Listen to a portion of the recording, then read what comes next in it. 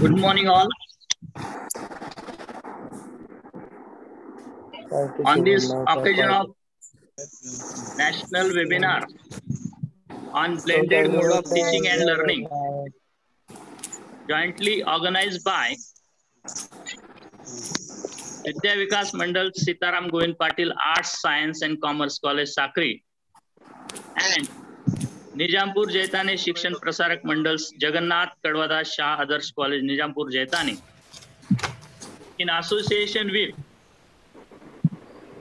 Kavayitri, Bahinabai, Chaudhari, North Maharashtra University English Teachers Association. I heartily welcome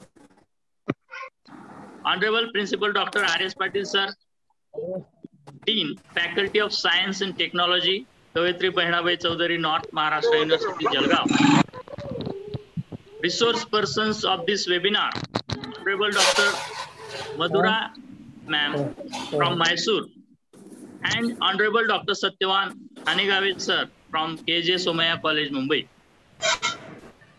Honorable Principal Dr. R.R. Aire Sir, Principal of H.G. Patil College, Sakri. Honorable Principal Dr. A.P. Khairnar Sir, Senate Member, as well as President of KBC Yenamulta.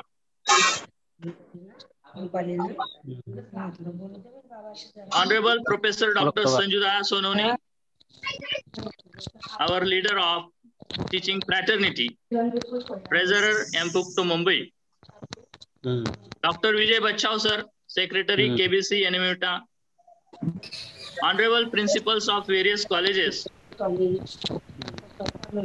teaching and non-teaching staff of the both colleges, as well as the participants across the nation.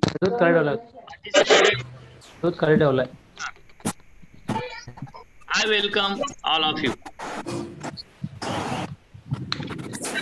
Today is a special day, that is 6th June. It marks the anniversary of coronation ceremony of Chhatrapati Shivaji Maharaj. The day is celebrated as Shivarajyabhishek Din in the state of Maharashtra. It is the 348th year of Shivarajyabhishek. The significance of this coronation ceremony was profound in Indian history. It marks the era of Maratha Empire in India. Shiva Shaka was started from this day. Chhatrapati Shivaji Maharaj was entitled as Shakakarta, that means the founder of an era.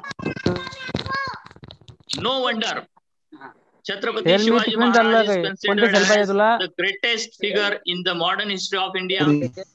He has created his own place of honor in the world history. Chhatrapati Shivaji Maharaj was the most virtuous king. Chavan sir, sorry to interrupt you. Please mute other participants. They are creating a lot of disturbance in between. Okay, sir. Okay. Okay, please.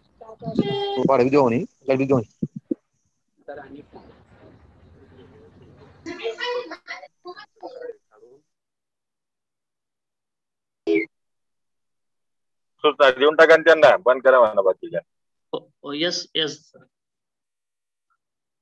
No wonder Chhatrapati Shivaji Maharaj is considered as the greatest figure in the modern history of India.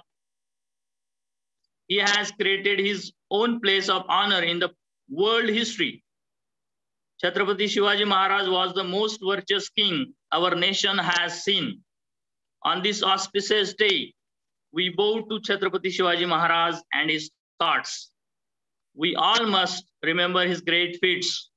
As Ramdas Swami says, शिवरायांचे 8वावे रूप, शिवरायांचा 8वावा प्रताप, शिवरायांचा 8वावा साक्षेप भूमंडळी. He concluded his poetic lines as निश्चयाचा Mahameru, बहुत जनासी आधारू, अखंड स्थितीचा निर्धारू, श्रीमंत योगी. On this auspicious day, we are going to organize this national webinar in the memory of Chhatrapati Shivaji Maharaj and his coronation day ceremony. This webinar is organized in order to discuss the pros and cons of the blended mode of teaching and learning as it is displayed by the UGC New Delhi in its latest letter. UGC also asked to submit the feedback in this regard up to 6th June 2021, that is today. So for this, I request Dr. Vijay Bachau sir to present the aims and objectives of the webinar in the form of the introductory note. Please, sir. Dr. Vijay Bachau sir.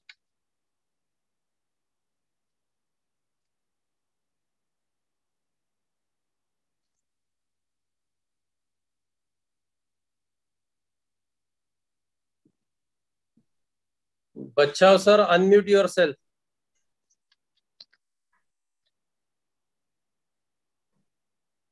You are not audible, sir. Hello. Yes. Yes. Carry on, sir. Okay.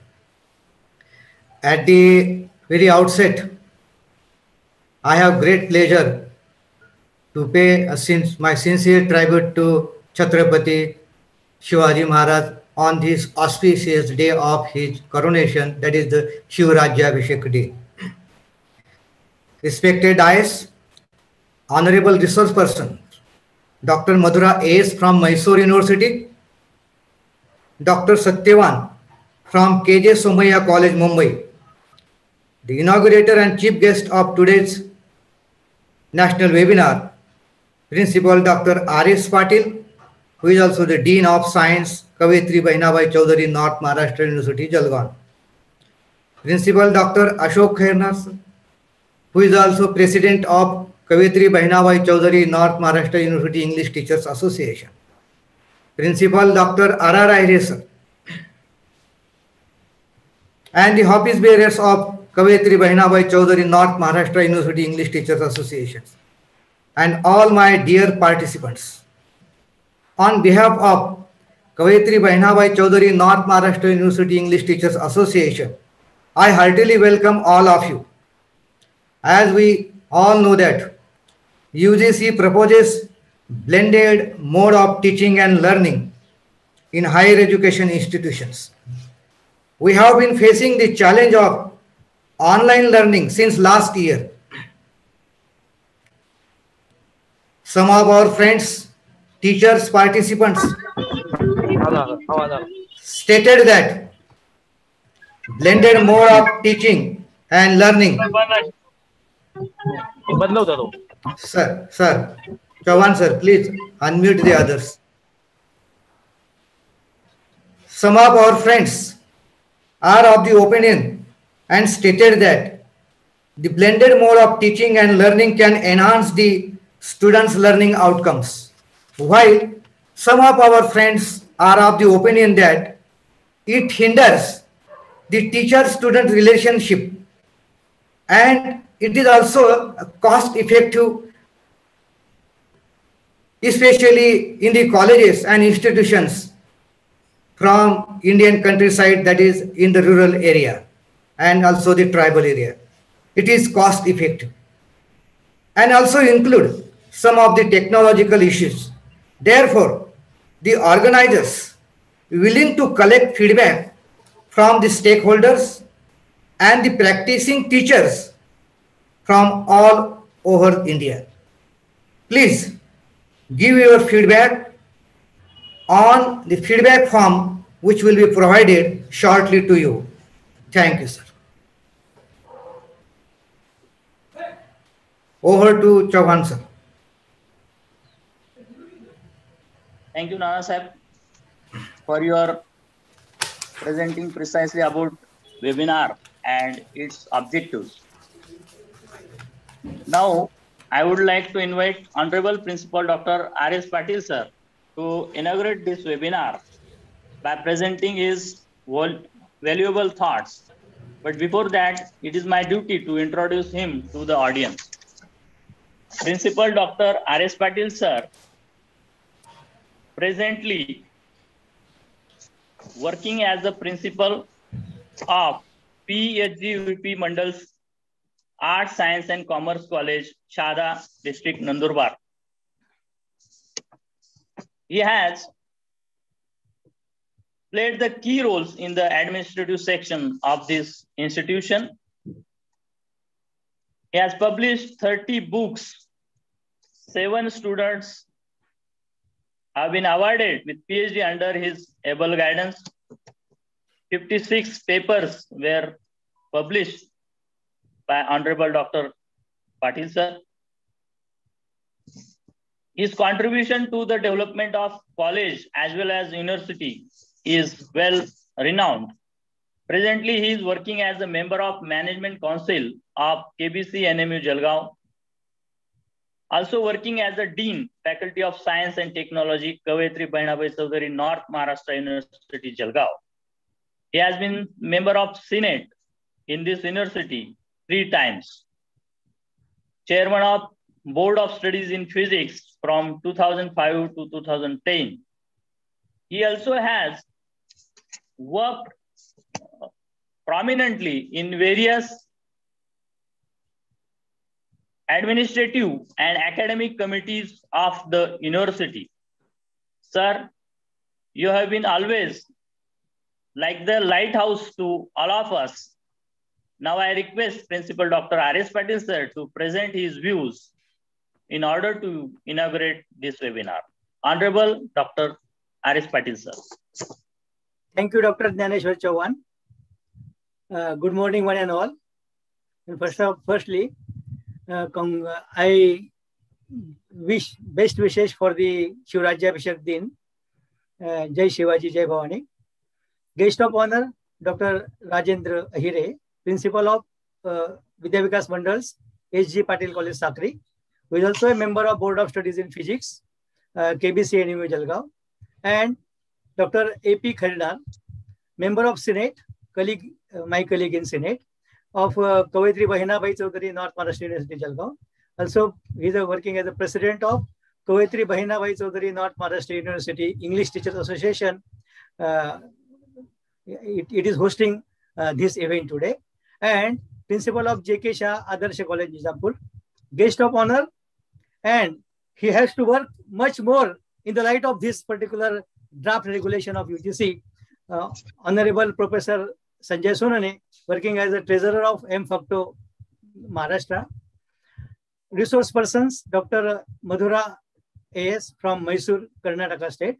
Dr. Satyavan Hangave from KG Somaiya College, Mumbai. Chief organizers of this national webinar, Dr. Vijay Bachchao, Secretary of KBC NMU English Teacher Association, and office bearers of all office bearers of English Teacher Association. Convener, Dr. Dhaneshwar Chauhan, dignitaries online, principals of affiliated colleges, professors, students, greetings of the day. Hope you are doing well in this pandemic called by COVID-19. Friends, it gives me a great privilege and honor to declare that national webinar on blended mode of teaching and learning has been inaugurated. At the outset, I congratulate Principal Dr. Rajendra Ahire and Principal Dr. Ashok Khaldar with their teams. Chief Organizer, Dr. Vijay Bachchao, Dr. Dhaneshwar Chauhan, who is the convener of this event, for converting challenge of this COVID-19 pandemic into an opportunity to organize such a wonderful national event, that is a national webinar on blended mode of teaching and learning. Friends, deadly spread of COVID-19 has brought a major change in education system as we are experiencing today in our country.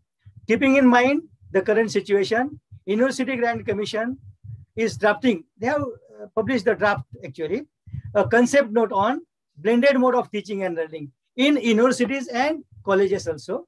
UGC has announced that higher educational institution, which we call HEIs, will be allowed to teach 40% of any course, for every course you can see, 40% of every course online, and rest remaining 60% can be taught offline. The panel said by UGC has even sought suggestions and feedback from various stakeholders on this draft concept note, by June 6th, that is today, as said by our convener, Dr. Dhaneshwar Chauhan. UGC suggested previously that teaching 30% of total courses, 30% of the courses in an online mode to all universities in the guideline released last year only. But due to the lack of sufficient equipment and services, many universities and colleges were not able to follow these guidelines. And so they come up with the new guidelines, this we can see. Talking about the advantages of blended learning for the students amid this COVID-19 situation across the country, the draft suggested that it will not only increase learning skills among the students, but also give them a greater access to the information. UGC Secretary, couple of days ago, Rajneesh Jain said, UGC has decided that HEIs should be allowed to teach up to 40% of each course through online mode as suggested in draft, and remaining 60% of the concerned courses can be taught offline mode. Exams for the teaching under both the modes, online as well as offline, can be conducted online.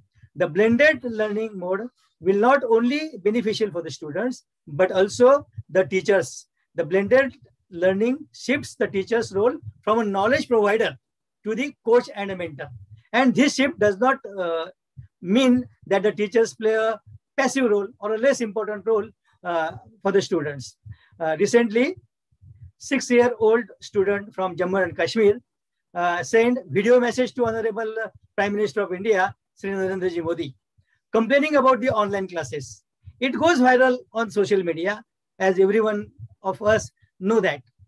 The disadvantages of blending teaching also include the possible lack of motivations to engage the technology and temporary increase in workload during the transition phase. I am sorry to say that this note will be misused by government officials, as we know everywhere, everyone. And Professor Sonan is with us. He is working on MFOC2. He must know that how the officials, government officials, does go for the different meaning of the concept note, and they misuse the concept note to reduce the workload of the teachers, workload of the courses in general and teachers in particular. And I have every hope that advantages as well as disadvantages of blended teaching and learning will be discussed at length in this webinar. I take this opportunity to thank Principal Dr. Rajendra Hire and Principal Dr. Ashok Khaidar and his team for giving me an opportunity to inaugurate this national webinar and share my views with you. My best wishes for the success of this national webinar. I would like to conclude with the words of Amitabh Bachchan in the days of pandemic, that गुजर जाएगा, मुश्किल बहुत है, लेकिन वक्त ही तो है, गुजर जाएगा. जिंदा रहने का जो ये जज्बा है, फिर उभर आएगा, गुजर जाएगा. माना मौत चेहरा बदल कर आई है, माना रात काली है, भयावह है, गहराई है. लोग रास्तों पे रुके बैठे हुए हैं, कई घबराए हुए हैं, कई सह में है, छिपे बैठे, मगर यकीन रखो, वक्त ही तो है, गुजर जाएगा. Thank you very much. जय हिंद, जय महाराष्ट्र, जय शिवाजी, जय भवानी. धन्यवाद. Thank you, sir. Thank you for your blessings to this webinar, as well as your optimistic note in this current situation of pandemic. On behalf of organizing committee, I am grateful to you for your presence, sir. Thank you very much. Now let us move to the first session of this webinar. And the first session will be conducted by Honorable Dr. Madhura A.S. Madam from the Department of Studies and Research in English, Karnataka State Open University, Mysore. Let me introduce to Dr. Madhura ma'am to the audience that he is the active member in various boards in many universities. He did projects on various topics.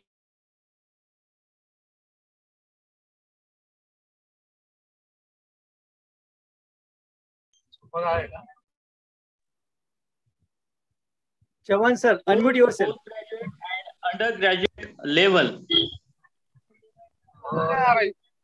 She has presented papers at national as well as international conferences and delivered lectures as a resource person at various platforms. I request Honorable Dr. Madhura ma'am to present her views. Ma'am, please. Thank you, sir.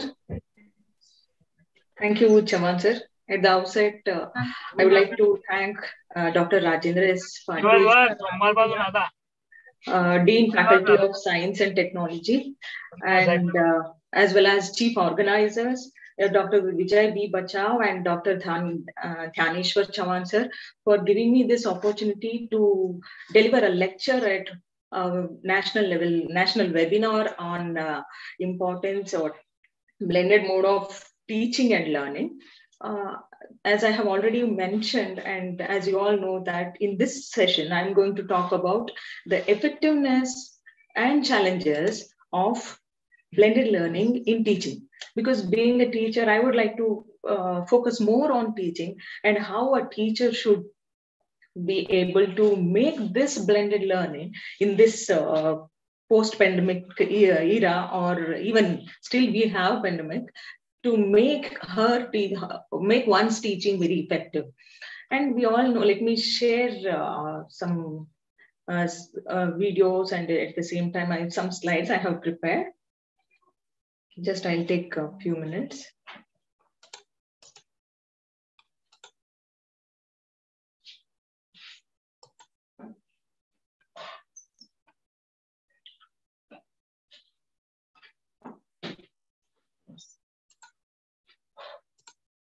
I think someone must help me to share the screen.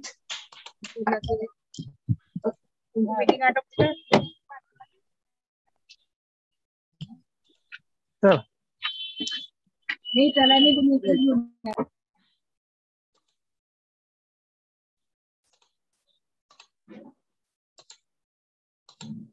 Pune, bega baili share screen share ಆಗ್ತಿಲ್ಲ.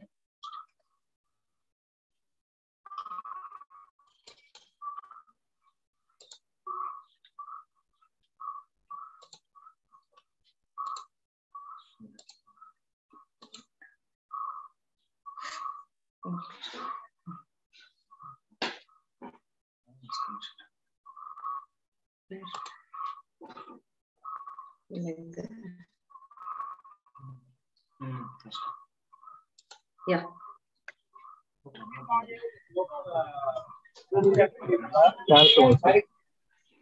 Yeah, the presentation of sorry for the disturbance. I think hope you are all of you can see the screen, and I have prepared some PPTs regarding this my presentation today. And this is how my presentation flows.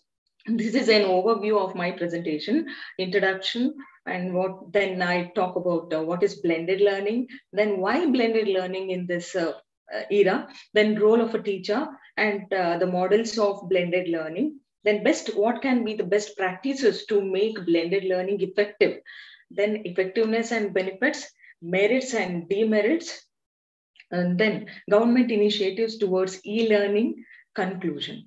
So let me start with the introduction. As we all know, blended learning is one of the most unconventional methods of learning today. Then it is also one of those methods that many educational institutions are resorting to as of late.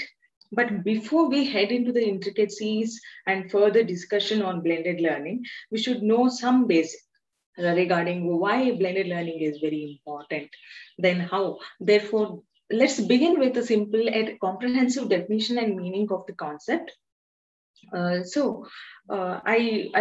I have already told you, and even in our introductory remarks, both the organizers as well as the team told us about the importance of blended learning in this present era.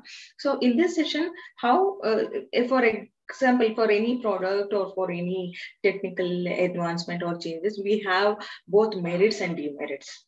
And so let me talk about how this is very important in this particular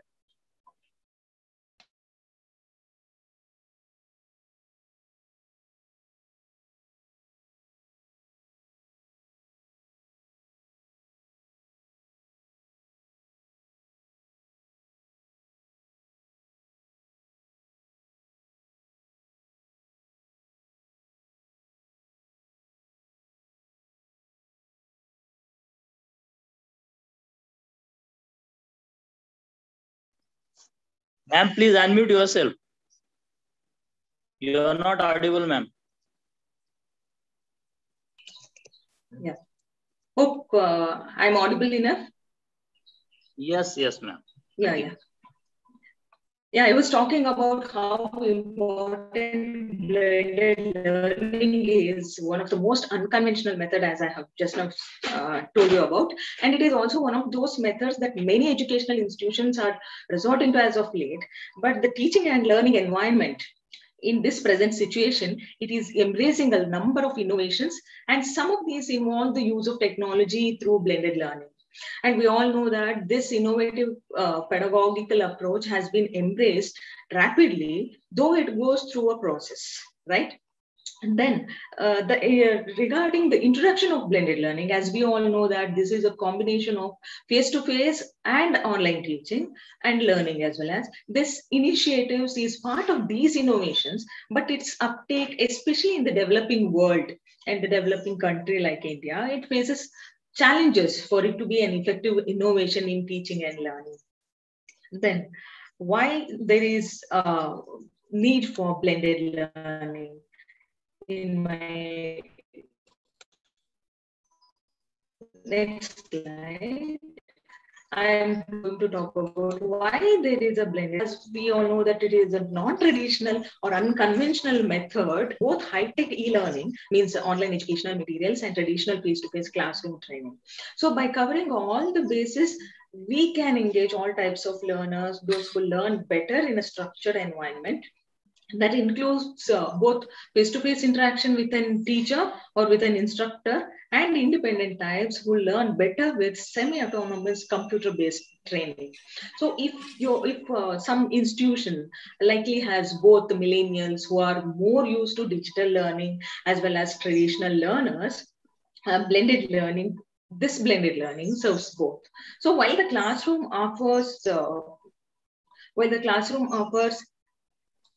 an opportunity for role playing with immediate face-to-face feedback, online learning offers personalized self-paced learning with e-learning or m-learning. M means, mobile learning components that lend themselves to interactive media such as skill building, games, videos, tutorials, quizzes, and even social media components. All these factors, all these models, all accessible from the learner's homepage in the learning setup. Okay, so why blended learning? This is also very important, or this is a major central question of this mode of teaching and learning. We can say, why blended learning? So the success of blended learning is due to 5 main benefits. Okay, accounting for everyone, then learning trends and feedback, because it's of a lower cost, and fun and engagement because of introducing gamifications, video lectures, or flex models. We can make this blended learning very effective. So we need, and not only teachers and especially students, they feel very comfortable and they feel very interesting to work with or to learn in this mode, because it has a combination of both conventional as well as e-learning. So this is how accounting for everyone is very important, because blended learning takes every type of learner into account. not only the classroom face-to-face students, what we can say offline students, but as well as online students. So whether they prefer the familiar traditional classrooms, or they would rather learn online or try a mixture of both. So without the limitation of a classroom or all online courses, blended learning utilizes a variety of methodologies so that this content can be customized to the learner. Then second important point, as I have mentioned, learning trends and feedback is also one of the major components of this blended learning. That's why everybody needs or everyone is behind it. So blended learning uses online and offline technologies in tandem, allowing the instructors to quickly adopt the latest learning trends and modalities into the curriculum.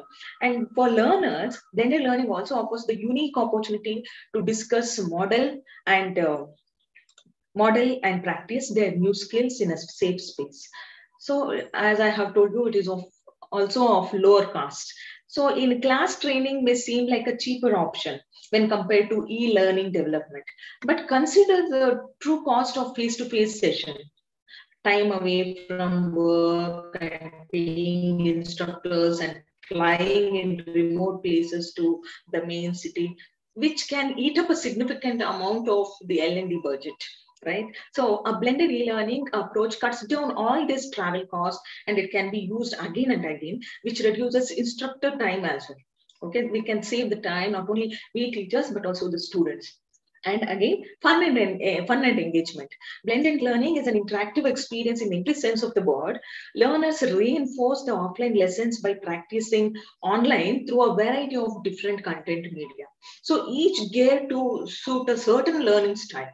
Learners can choose which type of content they want to interact with, or practice what they wish or what they learn, and communicate with instructors and other co-learners at any point of time. And so then region personalization, fifth and final point. So global organizations as well as education, I can say, face the challenges of making learning universal, no matter the branch location. Right? So language interpretation and travel can also be concerns, both of which are easily addressed by blended e-learning. And then the important questions occurs, because even now I heard about the role of a teacher in this blended mode. What is the role of a teacher? And many teachers and many academicians and many scholars, they are of the view that somewhere the role of a teacher is marginalized or suppressed, but it is not. Blended learning shifts the teacher's role from knowledge provider to coach and mentor. Okay, and there nowhere teacher can be neglected or marginalized. And this blended learning was never conceived to replace the teacher. But how does it affect what teachers do in the classroom? This is very important. And this lies heavily on the teacher, and how the teacher makes his class or her class very interactive, effective, by using both offline as well as online mode.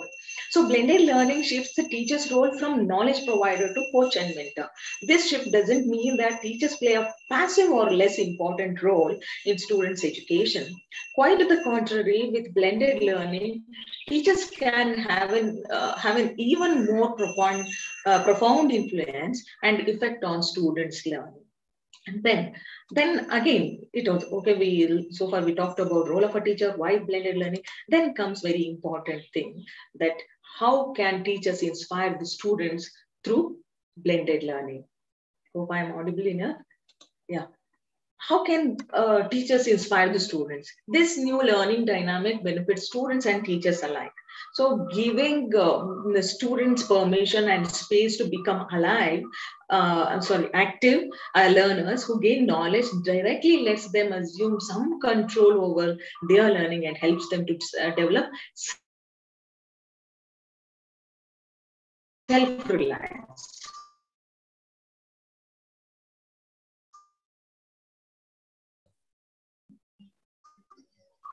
So teachers can no need to depend on his peer group, no need to depend on his on their batchmates. So they can be self-reliant by looking into the monitor or by which okay, face-to-face support and students and effectively improving differentiation. So finally, what I can say in inspiration from this teacher, that blended learning provides teachers with a fuller, more accurate picture of how each student is different and what each student is doing in his classroom, whether it's in offline or online. And let me talk about models, blended learning models of blended learning. And I don't go much deeper into this because Professor Satyavan is going to talk about.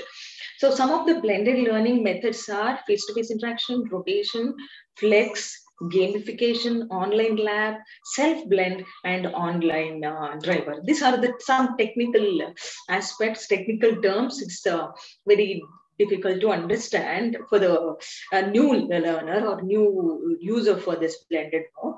So when we are teaching a diverse group, it's almost impossible to tailor the learning experience to suit every learner, right? Hope you all with me and you can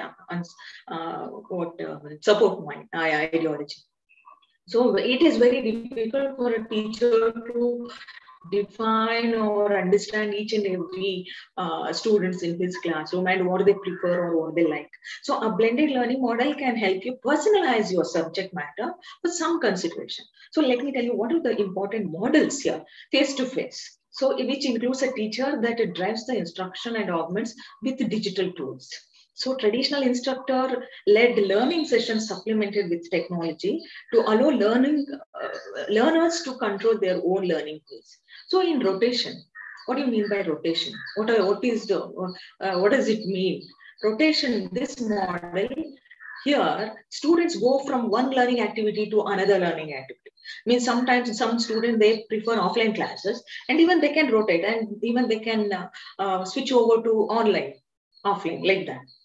So either in a structured learning session directed by a teacher or online in a self-directed manner. Then, so these are the examples like include learning stations, labs, and the flipped classrooms, and where learners practice or students train. Okay, because it's already uploaded in this one, no, that online classes and maybe the student. And that's what I told you. The role of a teacher is very, very important. So next comes flex. This is also one of the models of blended learning, which deliver most of the curriculum via a digital platform. So, however, teachers are available for face-to-face consultation and support, but this is a term this can be used interchangeably with personalized learning. Then comes gamification. One of the most effective ways to motivate learners is by letting them play. Okay, by introducing some games, introducing some quizzes in order to make teaching very effective. So the teachers, we should let them to play. And by using gameplay elements such as points or levels, learners feel a little competition, that to healthy competition, and are more motivated to experience the material on their own time. Then online lab is also there, so which delivers the entire curriculum via digital platform, but in a consistent physical location. So this blended learning model is entirely digital. Okay, online lab is entirely digital with little or no instructor interaction and takes place either before, during, or after a training. Then comes self-blend mode. This refers to those models where students choose to augment their traditional learning with online courses. So that's what I coined this term as self-blended learning. And self-blended learning is supplemental content, either in the form of webinars or white papers or industry blogs or video tutorials that help self-motivated learners delve deeper into a subject. Then online driver, the last model of this blended learning is online driver. What do you mean by online driver? Which refers to those models wherein the students complete the entire course through an online platform. However, there are regular teacher check-ins. Also, the entire curriculum is delivered through a digital platform. So let me move on to the best practices for blended learning. What can be the best practices for blended learning? Explain yourself, include diverse activities, and max out media. Okay, and what you are supposed to explain. If your learners don't truly understand the reasoning behind combining both independent and in-class learning, you may lose them from day one. Okay, if you don't reach your students properly, definitely on the very first day you are going to lose your student. So instead, take the time to explain exactly why you have chosen blended learning as your method for delivery. See, I'm not only talking about online, okay, online mode, blended learning, both offline as well as online mode. So perhaps we want to respect how our learners learn at different paces. Right, we can't expect all the students or learners to be on one pace, always in a front pace itself. So next, diverse activities. And how do you introduce diverse activities in your teaching?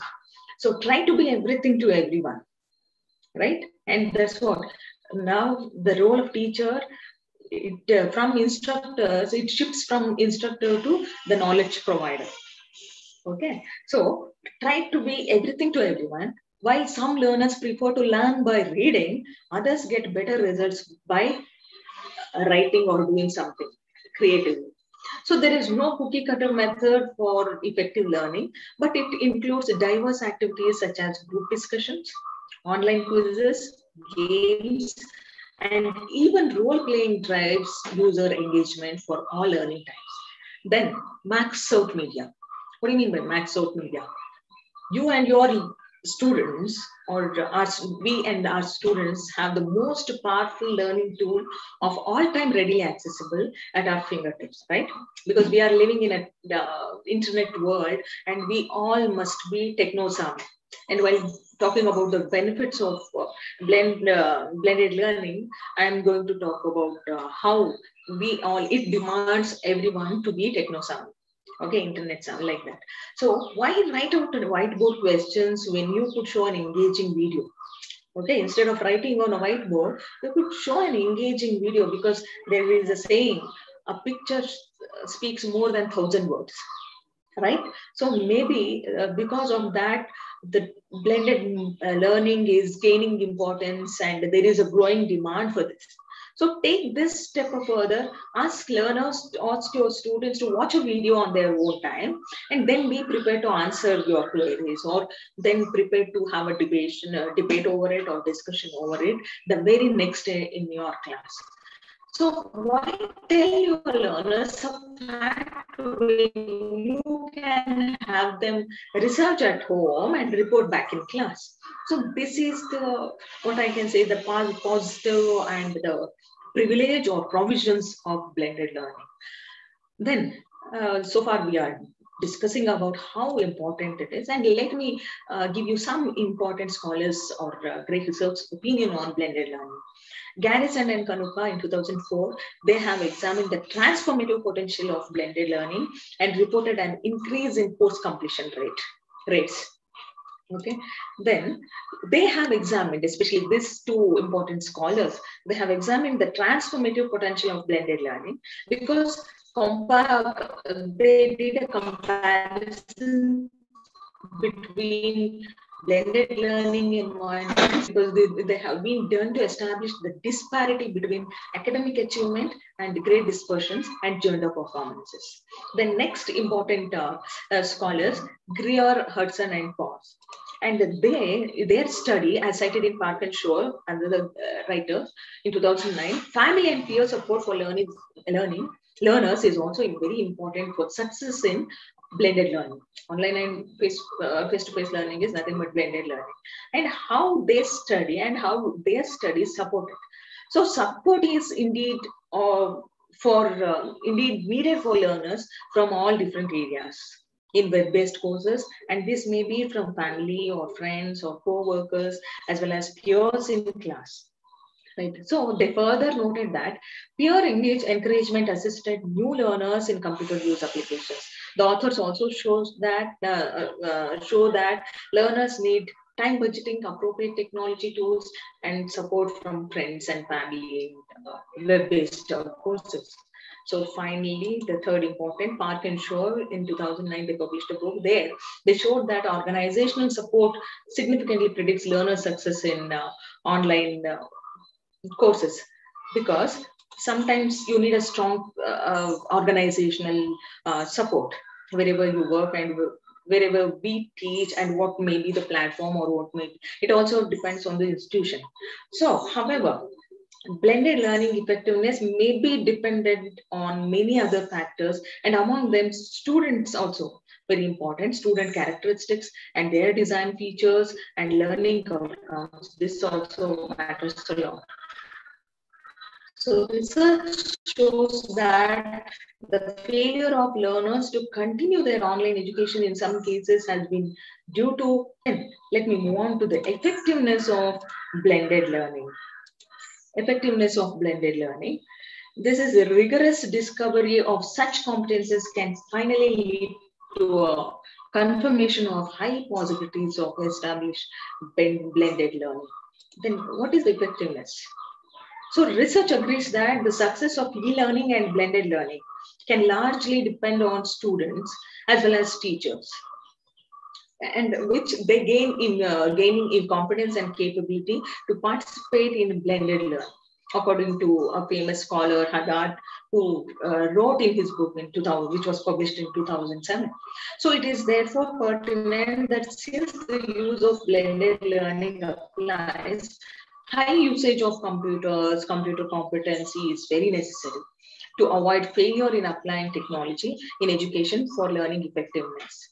So at the same time, this is also very important that how it was also noted that a common factor in failure, because when we talk about only the effectiveness, and at the same time, the learners need to possess time management skills and computer skills necessary for making effective the e-learning or both blended learning.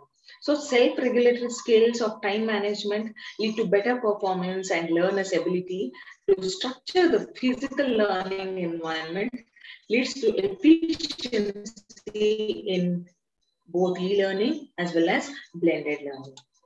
Then let me move on to the benefits to teaching and learning. How does this blended learning benefit to teaching and learning? So here, use of blended learning models to personalize learning through self-paced programs. Then how? Because here we have the sites use blended learning models to personalize learning through self-paced programs, because it may take more time to complete a given topic sometimes, and skip topics they already know, and repeat topics they need help on. And both student and the teachers are benefited, and they are the beneficiary of this blended learning. So benefits students' procedural skill developments. It also benefits students' procedural skills, and it enhances students' what I can say, the creative art, the creative skills. And then to set their goal, our goal setting promotes self-directing learning. So students' readiness for self-directed learning may vary, because by getting adopted, or by getting oneself adopted to this kind of blended mode or blended learning,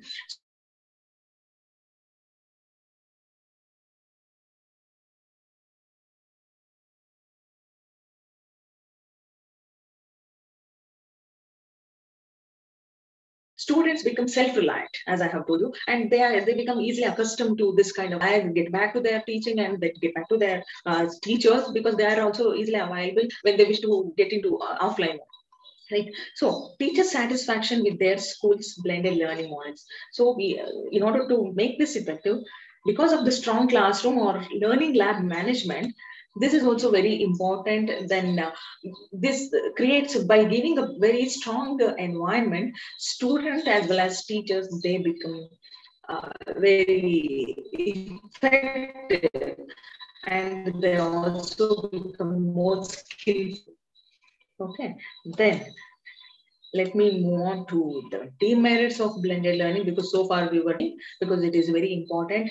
Significance of, as we all know, because by listening to my lecture, you might have come to the conclusion saying that it can be more efficient, and it is we have high levels of students' achievement, because as I have talked about the what I can say, the scholars' opinion, they say that high levels of student achievement, because the students before at the outcome, at the end of their course, they become extra active.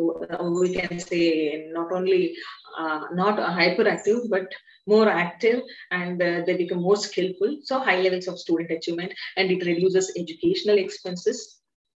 Okay, so educational expenses is also very important. Then how, moreover, this learning method can result in high level of student achievement, because this is the more effective than face-to-face learning.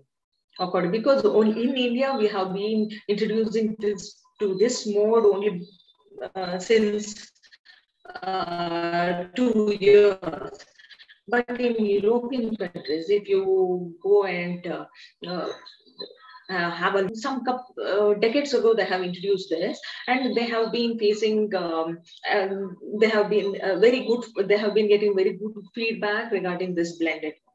So only we Indians, we feel somewhere, because this is at the inception level, we are feeling all these hiccups in order to get involved or get accustomed to this kind of mode. That's what. So the term blended learning has become a corporate buzzword in recent years. Right? Recently, the American Society for Training and Development, they have identified blended learning as one of the top trends to emerge in the knowledge delivery industry in 2003. So these are the why there is a growing, why there is what kind of significance and how important this is. This blended learning is. This learning method also has the capability to reduce educational expenses. However, some do dispute that blended learning. Then e-textbooks, which can be accessed digitally, may also help to drive down textbook budgets. Then blended learning can lower cost by putting classrooms in the online space, right? Because it essentially replaces the costly textbook or pricey textbook with electronic devices. Then finally, this method also allows students to work at this, ensuring that they fully understand new concepts. Then each and every thing or a concept, it has demerits, or technology, or even product, right? Both advantages and disadvantages we have. And let me talk about what are the disadvantages or demerits of blended learning. So here we have first and foremost distraction. Students may be distracted, because if they are in both offline and online classes, they may be physically present in offline, but there might be some. So affordability, sometimes it's for a student to afford the gadgets, right? And they won't be able to laptops. Of course, now everyone has a smartphone, but smartphone is not at all enough to be in blended learning. Okay, to adopt this kind of learning. So health issues, this is very, very important, because we haven't come across anything but so far. But I think it's my personal experience, because since last year we have been engaging online classes, and I feel, and I got a feedback from the students that they got, some got eye irritation, and some got back pain, and some got spondylosis, some problem, and even radiation effect is more on the students. And sometimes we also feel many types of physical weaknesses among students, even teachers were also in that matter. Then it also hampers student teachers relationship, because in blended learning, given a time or given a chance, students always, most of the students, they opt for online teaching, because online classes, because wherever they are, they can access to online classes, so they feel free to sit, and they feel free to do whatever, only by logging themselves, they switch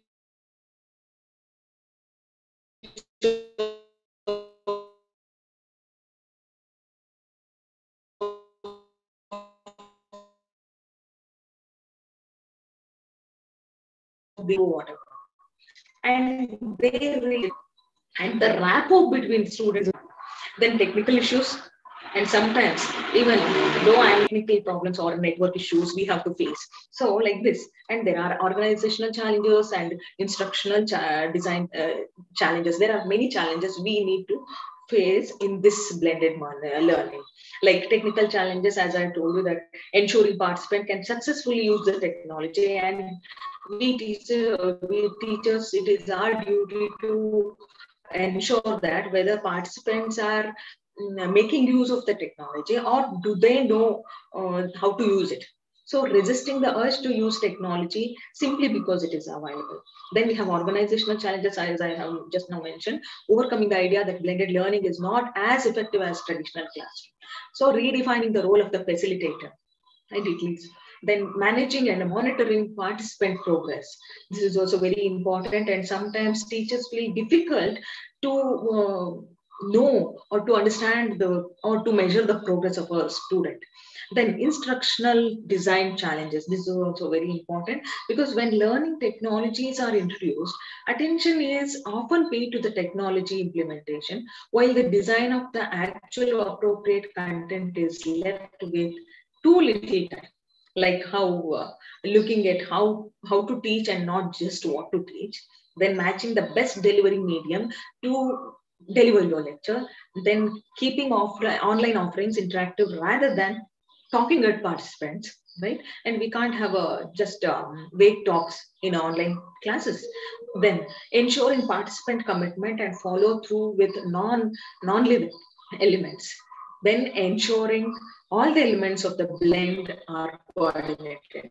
So, of course, in spite of having all these demerits, disadvantages, we do have growing demand of blended learning because it provides flexibility in learning for both students as well as the teachers. Then, of course, because of impact of pandemic, right, like COVID-19, then lack of printed materials and digital learning resources. And we can easily access all these things. Then just I would like to concentrate on, since this is a national webinar, and what is happening in India and how Indian government is initiating towards e-learning, and what are the programs the government is launching. As we all know, MOOC sponsored programs, Swayam, National Online Education Platform we have in India, then Diksha, National Digital Infrastructure for Teachers, then Parak, Performance Assessment Review and Analysis of Knowledge for Holistic Development. Then finally, the most important, new education policy, because we all want it.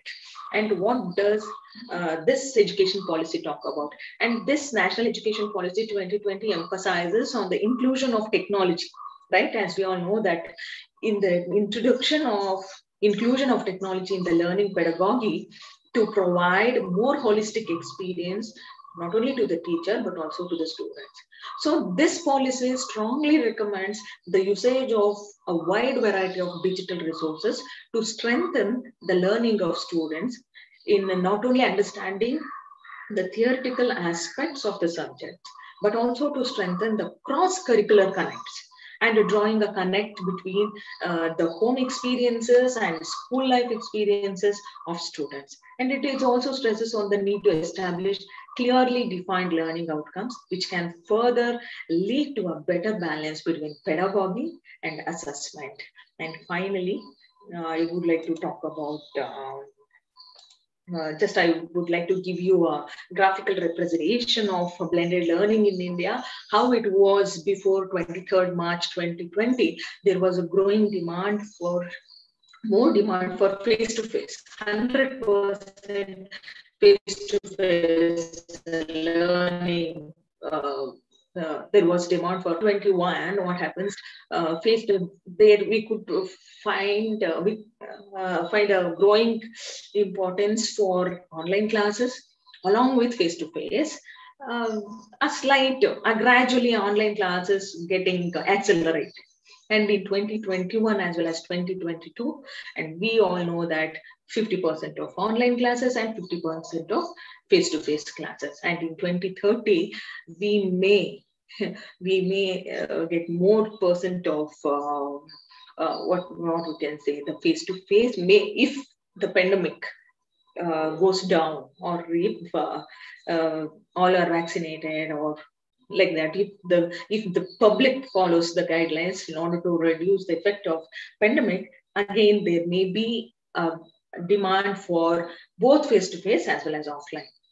So that's why this blended learning, it doesn't stick on to this particular pandemic era, and down the line of 5 years, even our students, Indian students, they may opt for blended learning, not only face-to-face. They wish to listen to our lectures wherever they are, right? And if they wish to come and see us, or to have some clear some queries, they can come and come to the face-to-face or that offline classes. So finally, what can be the further research and development? So online programs must be designed to support integration of content into the curriculum. These are the recommendation or made by some other researchers, and even I have found out these are some feedbacks from this blended learning, and at the same time they need to improve, and what may be in future of this blended learning. So reports of students' progress within the online programs must be easy for administrators and teachers to access and interpret. Sorry. Yeah. Finally, we need a better understanding of how to help all students succeed in self-directed online environment. So this is important, and how blended learning provides flexibility in learning for both students and teachers, because integration of the virtual as well as physical landscape enables both teacher and students to become learners. But this is most effective when there is institutional support through the provision of professional learning. So to conclude my lecture, blended learning makes it possible to take advantage of the opportunities of both online and face-to-face learning, but can blended learning be active and collaborate? So this is the central question of this mode. So face-to-face activities enable learning that cannot take place online. Example, when non-verbal communication is important, it is very difficult to convey in online. So, but also make sure that the students and teachers know each other, and which makes it easier to collaborate online as well. So interaction and communication rules and the role of a teacher in online sessions, which require extra attention in blended learning. And hopefully we may opt for blended learning in spite of its lacunas, a bit drawbacks. And, thank you all. Thank you all for your patience so far, and hope I made myself. If you have any doubts, you can ask me. Thank you, ma'am. Thank you. You have presented very elaboratively. Thank you, sir. The effectiveness and challenges of blended learning in teaching, with the proper examples and its advantages and disadvantages, as well as merits and demerits. Before we move, there is one question from the participants that they want to ask you, and that is representative question. Okay. What is your personal opinion regarding this move of UGC? Please, ma'am. What is my opinion? Yeah. Your opinion as a practicing teacher. Yeah. That's why, sir, and being a teacher, even I can opt. I wish to opt for blended learning, because by being, we have to, in order to end our journey, we should start. So if we start using it, especially teachers, then even we can make our students to wholeheartedly and with a warmness from their heart, they can embrace this kind of blended learning.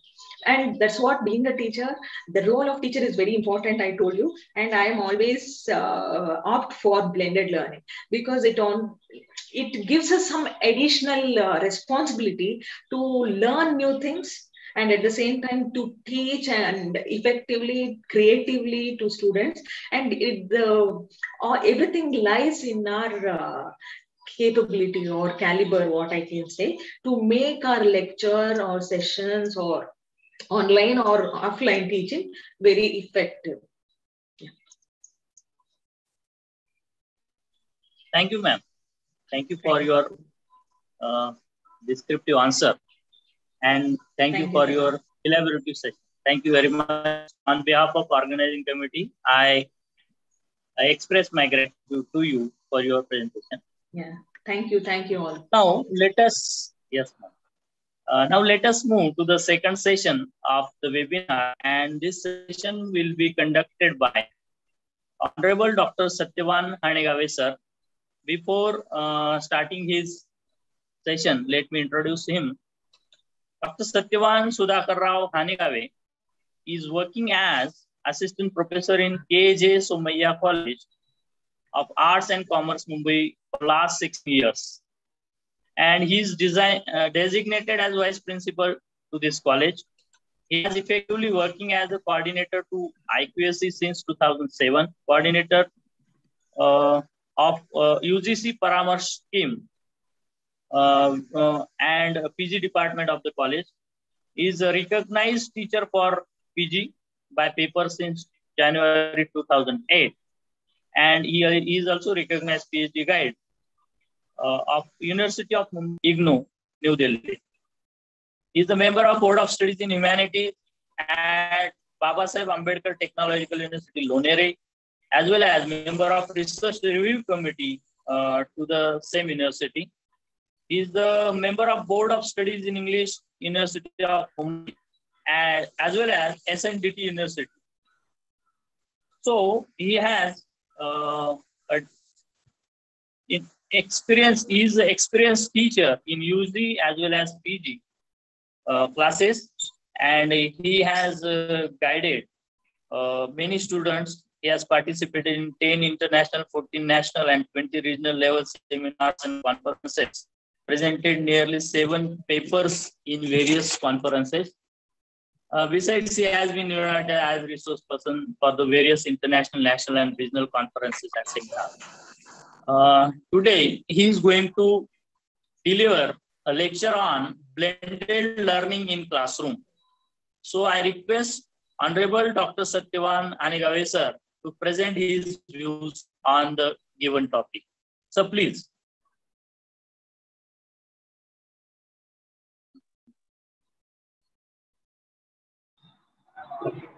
Yeah, thank you, sir. But before I proceed, just let me confirm whether the window is visible to you or not. Yes, sir. My window is visible. You are audible. Okay. Now, which window is visible for you now? Blended teaching and learning in classroom in terms of reference. Okay. Is it moving? Terms of reference. Okay. Is it moving ahead? Yes, terms of references. You are just one window is visible or 2 windows are visible over here? Sir, is it one window is visible or two windows are visible? No, single window is visible now. Okay, PowerPoint thank window. you so much for that. Thank you so much. Yes, sir.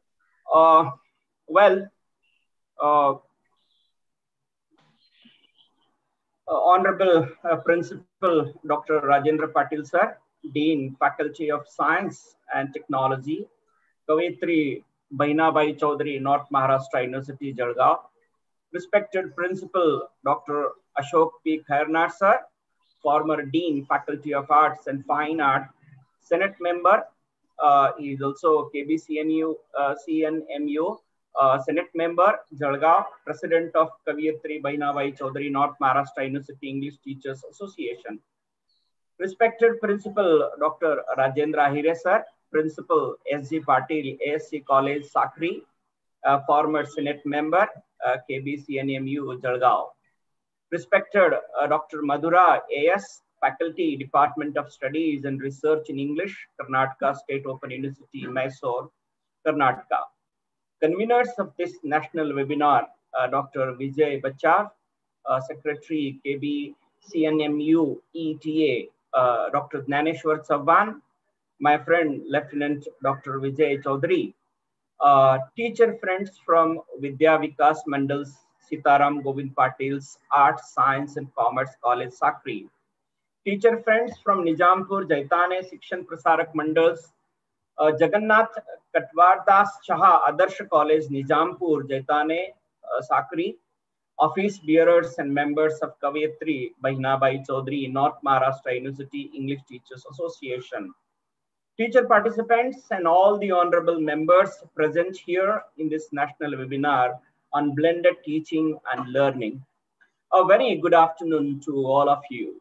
Today, being is the 6th June, is the most special day in the life of Maharashtra and the Indians, as it is the day of the coronation of Chhatrapati Shivaji Maharaj, founder of self-rule, a pioneer of social engineering, visionary administrator, and the symbol of pride and honor, who still illuminates hundreds and millions of the hopes and aspirations of the youngs and the millions across the world. I see this actually is a very important day for all of us. So I commence my talk with thousands of a salute to this legendary warrior, Chhatrapati Shivaji Maharaj. I find this webinar is an instrument of generating ideas, knowledge and skills for a future generation. And this is one of the befitting tribute to this legend. So friends, this pandemic has pushed all of us to the corner, but the aspirations and the hopes have not faded away. The virtual platforms have brought all of us together, and efforts have been continuing in educating and training ourselves and even the learners. This webinar is a marvelous effort by the intellectuals like you, especially to motivate the learned minds and to tread with a motivation and also with a zest and a determination to tide over this crisis. Hence, I say this webinar in this context is a very significant, especially we have been brought ourselves to the virtual platform in rendering our lectures as well as evaluation of our learner. National Education Policy 2020 has envisioned a student-centric approach in teaching and learning. Therefore, UGC in May 2021 has drafted the guidelines to start the blending learning model for the existing and the new curriculum, and instructed all the universities, autonomous colleges, and autonomous institutions of learning to implement in a very constructive manner. Besides, this pandemic has also forced us to rethink on the changing the conventional methods of teaching and learning into blended methods. Also, I feel the technology has changed the face of the entire world. Now, information is not concealed, neither it is being only accorded to a few privileged class. It is at the fingertips, but this pool of information available on all the social media platforms or on all open educational resources and electronic media. Now, the job of teacher has been changed. It has become more challenging. And the role has converted from a teaching to a facilitator. Besides, the globalization, liberalization has shifted the approach towards the education.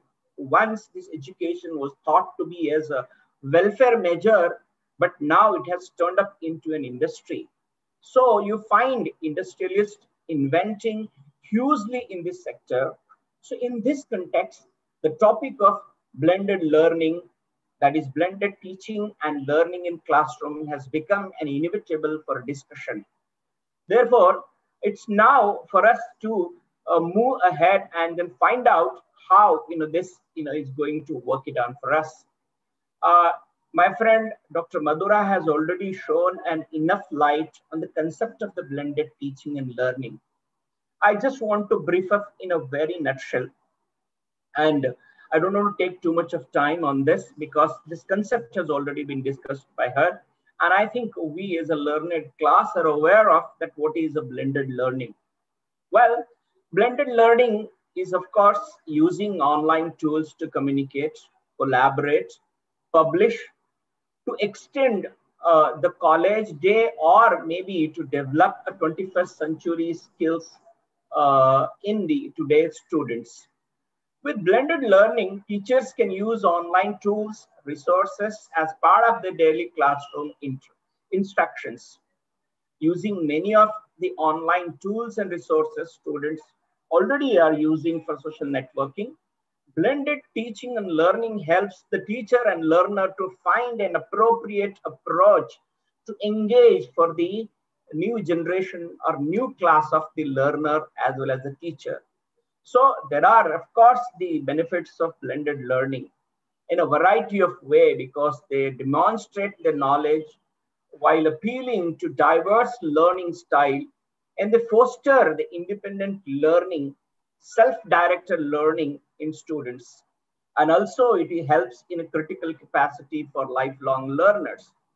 Though these aspects have been covered, but still I feel that the blended learning incorporates online tools into students' toolkit, which in the past have consisted the notebooks, papers, assignments, stand-on delivery classroom presentations, to now a different kind of a toolkit which helps the students to develop their higher education and workforce skills. So blended learning extends teaching and learning beyond the classroom walls. It develops the critical thinking, problem solving, communication, collaborations, and global awareness. So in this article, we are trying to find out, or we are trying to identify, or in a webinar, we are trying to find out the approaches which can make this classroom conventional teaching more fruitful, along with the methods or pedagogies of the blended learning.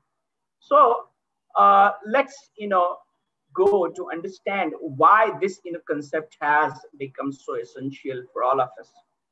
Well, I think, I hope teacher participant, as everyone, I'll be very happy if you can start giving your, whatever the comments you have in between, so that while I'm discussing these, aspects, I can take up your comments too. Okay, so instead of taking all your responses at the end of this entire webinar, so we'll be very happy in between if you have any kind of, comments you have. Please never ever hesitate from giving this, because I have already opened up the chat box over here. The chat box is also visible. Anyway, so let's move on to this next slide and help me make you aware of about this, as what Madam Madhura has mentioned, that this student-friendly National New Education Policy 2020, it has introduced a contemporary concept to improve the quality education in India. It has focused on individual development by providing the flexibility in the course structure. The academic bank credits, which is also known as ABC, which is proposed in the National Education Policy 2020, because this offers the flexibility to students and executives to promote liberal education. So according to this draft rules prepared by the, according to this, the UGC has prepared the drafts, the rules, or you can say a concept note on this entire blended learning. So the academic bank credits, which will be rolled out in a very staggered manner in the near future, maybe from this coming 2021 to 2022 academic year. But this will function much like in a commercial bank. The student will be an account holder, to whom the bank will provide the credit accumulation, credit transfers, credit redemption services. So these credits can be deposited and students in the student's account. So after the accumulation of a credit, a student can redeem these in order to get any academic degree they need to. So therefore, if you see the subject combination, flexible education, converting credits, enabling lifelong learning, and the opportunity of the students to indulge in a potpourri. So this is going to make a new kind of a beginning in the history of education and the learning one. So if we see yes, please.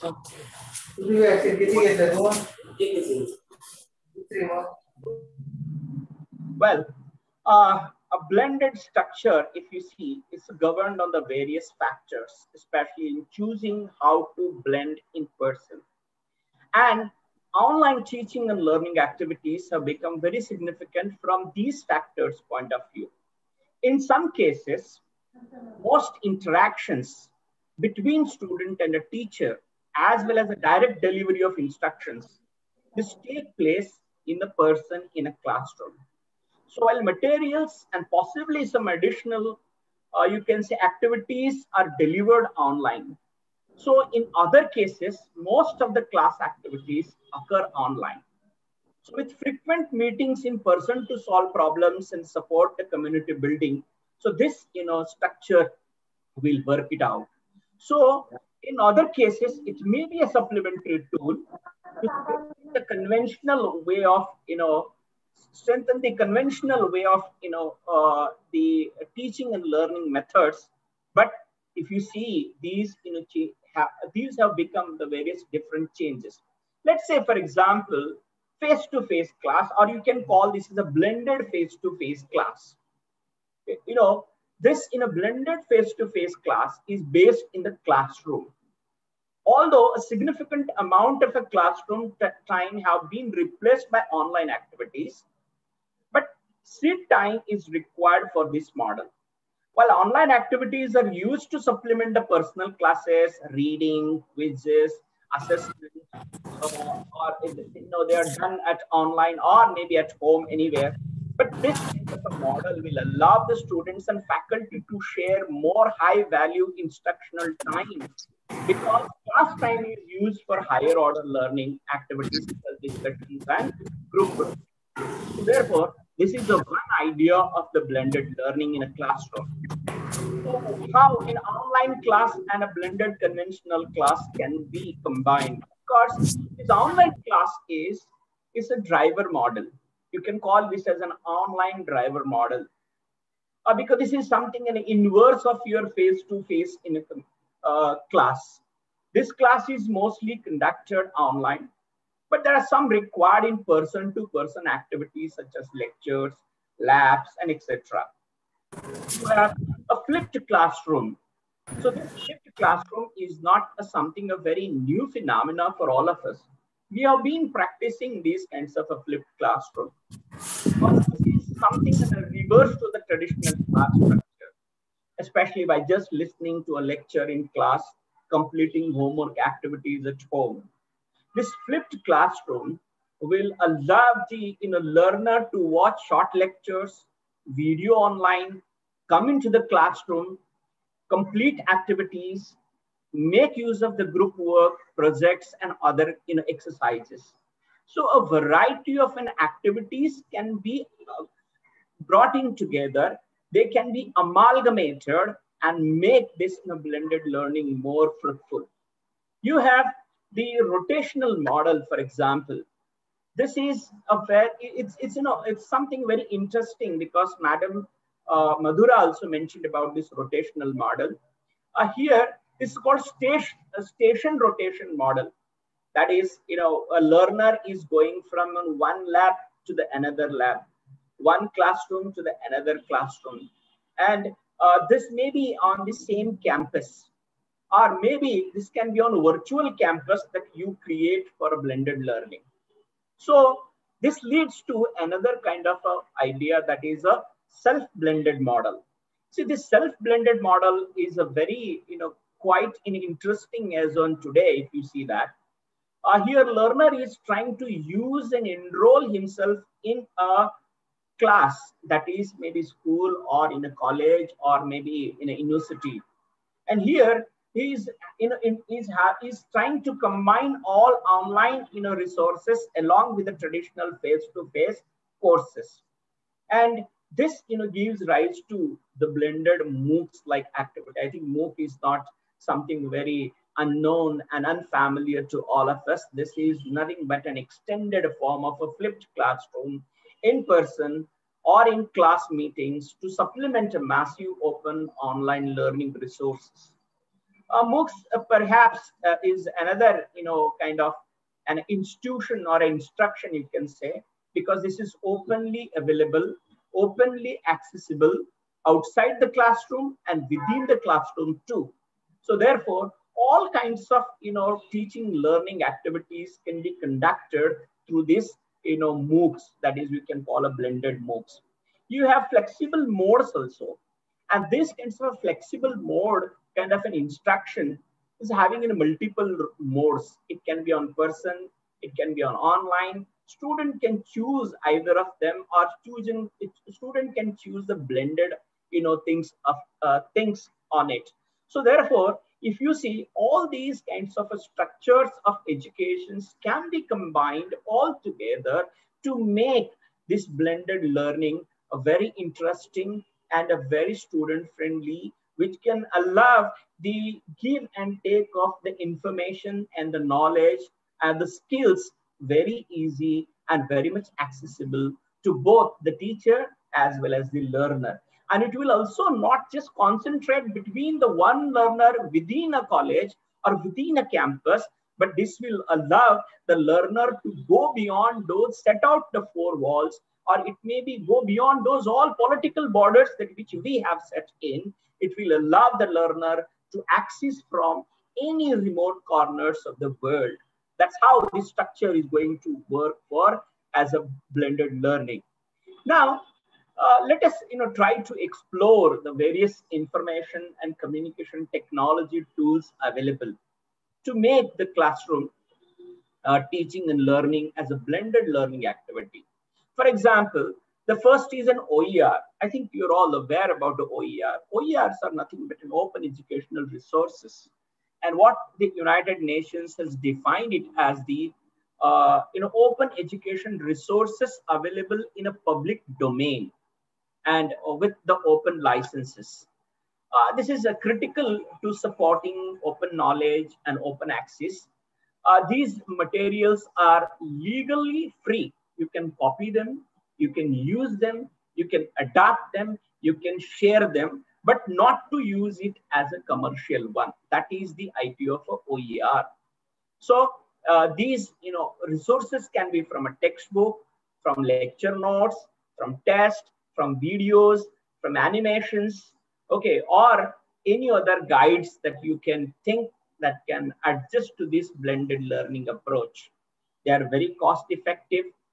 They deliver the education at a very different level because it creates a significant dialogue around the various policies in the knowledge sharing capacity building in a social and economic global world. So therefore, OERs are playing a very important and major roles in it. Now coming to the next one is NME ICT, that is NME ICT. This is nothing but National Mission on Education through Information and Communication Technology.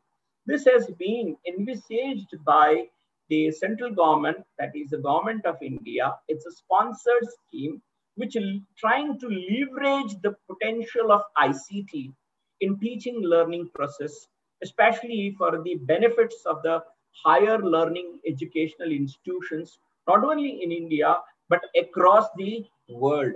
So this here, you can say here, you're expected to enhance the various skills so that it increases the gross enrollment ratio. And this has been actually vision in the 11th plan, 5-year plan of the India. Now, moving ahead with the NPTEL, I think we are aware about this National Program on Technology Enhancement Learning. This was initiated by 7 Indian institutes of technologies like Bombay, Delhi, Kanpur, Kharagpur, Madras, Guwahati, and Roorkee. So these institutes, along with the Indian Institutes of Sciences in the Bangalore, as well as and then the other places. So these, they have identified the various areas, because this basically NPTEL is meant for the technical educations like civil engineering, computer science, engineering, electrical engineering, blah, blah, blah. So you have on this NPTEL, there are 235 courses on web, in web format, in video format. Now you can understand what kind of role this NPTEL is playing. You have EPZ, which is also known as e-Pathshala. Okay, this EPZ is again the initiative of the government of India under the MHRD. Okay, so this is to promote the ICT and also to deliver a content at its quality. So the key component of this idea of the e-Pathshala is to create a system of high quality, a system based on a curriculum, a system based on interaction, a system which is based on e-content. And this e-Pathshala is delivering more than 70 subjects all across the disciplines, be it social sciences, arts, fine arts, humanities, natural and mathematical sciences. Now you could see as in today, that is more than 20,000 ebooks are being uploaded in the e-Pathshala. 19,000 video lectures are available on the diverse subjects and diverse domains and disciplines. 3,200 experts are available under this EPZ Pathshala.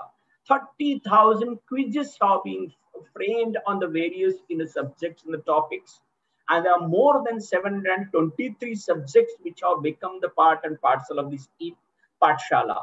So therefore, it is playing a very major role, and we can combine the e-Pathshala into our conventional way of a classroom. Along with that, we also have an NDL, which is also known as National Digital Library of India. This is an actually virtual repository of learning information and the resources. This is the part of the NMEICT that which I spoke to you earlier. Here, it provides the group-specific services such as examination preparedness for schools and colleges, especially for those job aspirants, the service, those who are into the service, those who are undertaking the researches, or for any general learners. They can access to NDLI, because this NDLI is designed to hold the content of any language, and it provides the interfaces support for more than 15 languages of India. So it's built on very much different academic level. Okay, and this is actually designed and created by Kharagpur IIT Kharagpur. And now moving to the next, MOOCs and Swayam, as Madam has already talked about this MOOCs and Swayam. They are open online courses where a large-scale interaction takes place. We can make use of these courses in the Swayam and the MOOCs, and they can be combined within the conventional classroom on any of the topic. So whatever the topic that you deliver to your learner can be seen or can be understood from a different dimensions, because every teacher's delivery differ in a different way, even though the topics or a subject may be the same. And every learner try to look and have a different idea of a learning. So therefore, we can make use of these MOOCs and the Swayam courses as per the government policies. So here you see that these are some of the tools which you can make to combine within your classroom and make your classroom a very interactive, very vibrant one, so that it becomes a resource rich, it becomes information rich, it becomes you can say teacher and student friendly, and it becomes a tool of exchanging lots of information with our learner. So now, even though we actually, if we speak about that, so when we are trying to execute these things into our existing classroom, how do we do that? So we do it through a learning management system. Learning management system, which can also be called as a LMS. These are the web application, you can say, formats. They run on servers accessed by the various web browsers. LMS gives educators a tool to create a course website, provide access control, so only enrolled student can view in it. So LMSs also offer a wide variety of tools that can make your course more effective, and also it will allow you to upload and share your material and hold online discussions, charts, quizzes, surveys, gather review assignments, and record grades. See, LMSs can be installed in cloud as well as on your own personal computers or personal machines that you are using, or personal devices that you are using. Okay, this could include the videos, MP3s, and other Word documents also. So one of the finest one is the Moodle. I think many of us are practicing this LMS system in our day-to-day life. This Moodle is a very open source kind of platform, a learning platform, learning management platform, and this has become a very popular. And also, we are very much aware about the Google Classroom is a very open, it's open resource to accelerate learning with differentiated learning paths for each student with Classroom. It's a very free tool. Educators can easily manage and deliver the performance and assessment. They can deliver the lecture. They can assess the performance of your learner also. So accessibility of the student, classroom resources, commitment to your education, a continuous evaluations, and these facilities can be provided through is the Google Classroom. And besides that, it's called an ILIAS, that is ILIAS. It's a plugin. It's an open source web-based learning management system. It supports learning content management, including SURM, the 2004 compliances, if I'm right, and the tools of collaboration, communication, and evaluation assessment system. All these three things can be combined here. You have EduWave, is also very seamlessly integrated, user-friendly LMS system. And this is actually very beneficial for the students beyond the K2, that is beyond the 12th standard, but not before that. Then you have an Academy. Academy is a free online classroom that allows educators and students to create, share, manage online course with real-time discussion, and they can have a task management. This is based on like Moodle, Bootstrap, and the other open technologies. You have a Zoom Learn. This is also to disrupt out this entire learning management system. It's creating a very easy to use yet very powerful solution. And this is using a standard kind of a technology of an interface. This is opening a new era for global training and education to democratize the global education among the learning community and among the teaching community also.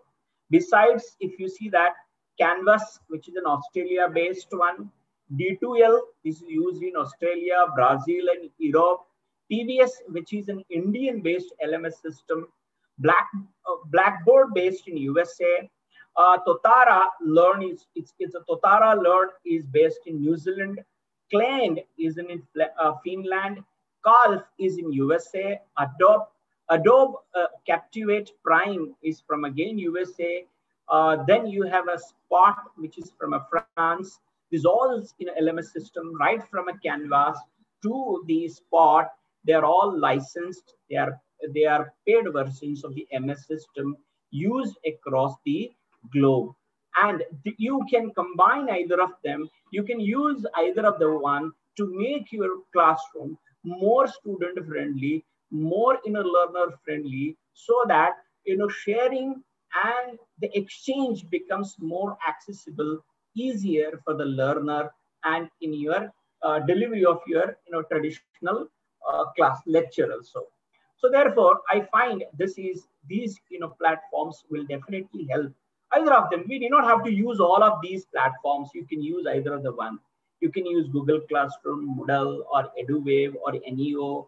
So up to this Zoom Learn, all these platforms are not chargeable. They are open source. They are cost free.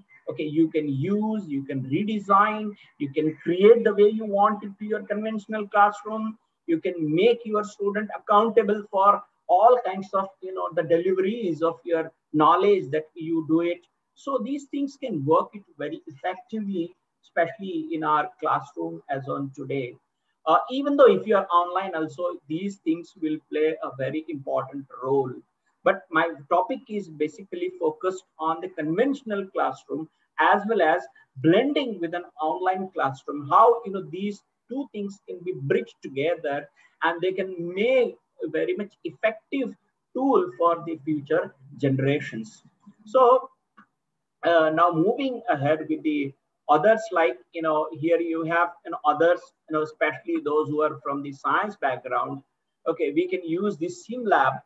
Again, this sim lab is designed by the government of India, especially for a powerful 3D visualization and communication platform. And this is a rich set of built working benches where you have a 3D software solutions to help and simplify all kinds of a complex workflow.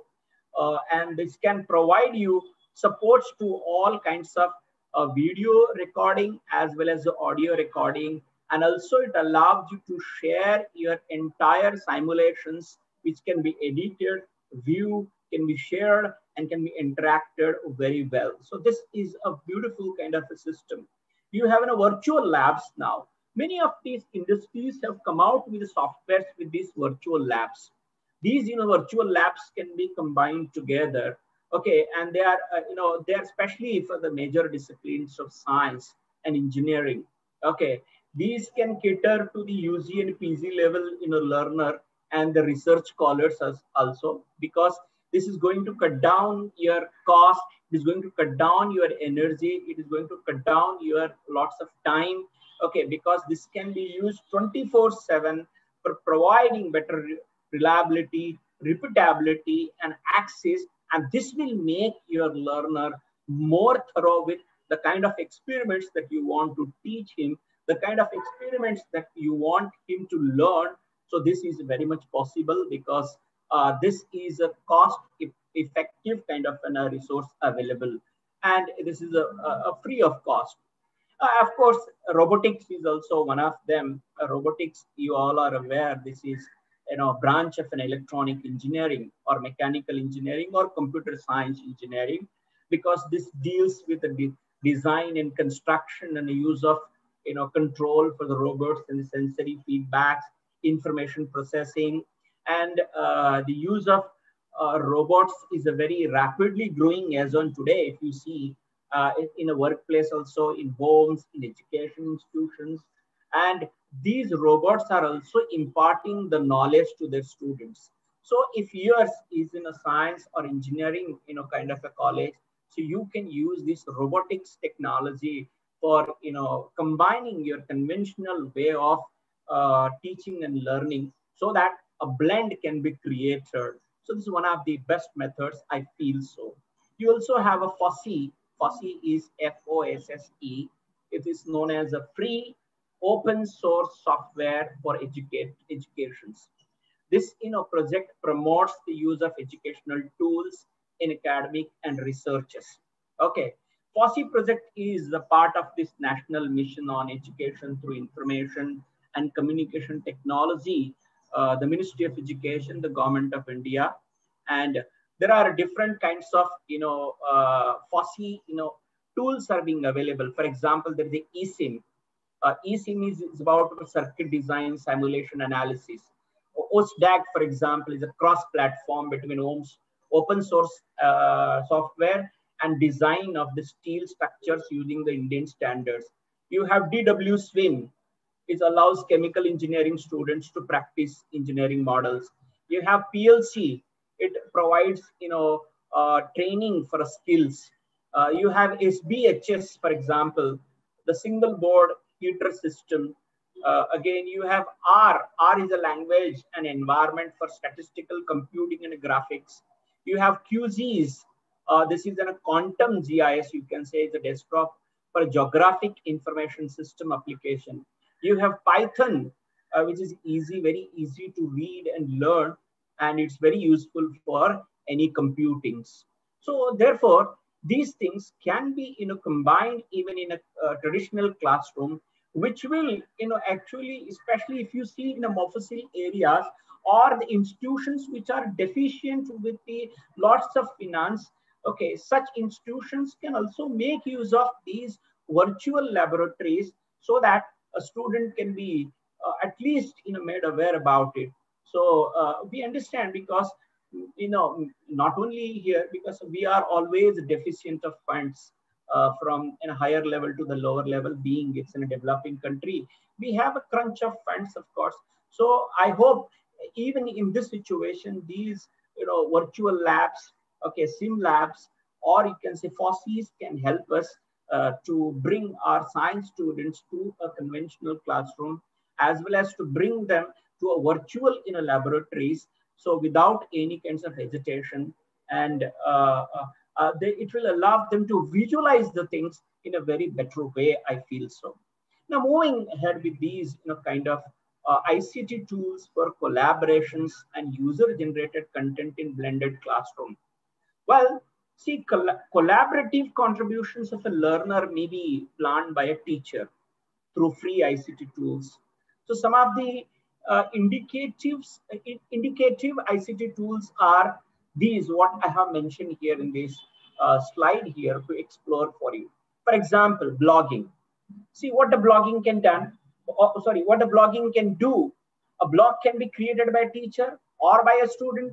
You can add your contribution. You can, raise a problem, theme, any issue. You can provide a few resources for the learner. You can generate the ideas, opinions, examples, scenarios, etc. You can invent some different kinds of way in which you can share the information. So you can say this is an asynchronous activity that a teacher who is now a facilitator can guide through his different kinds of postings through a blog. You have a sticky note, for example. This is a very beautiful, kind of a tool for a blended learning. This, you can say, it's an idea flip. You can have some Jamboards also for brainstorming.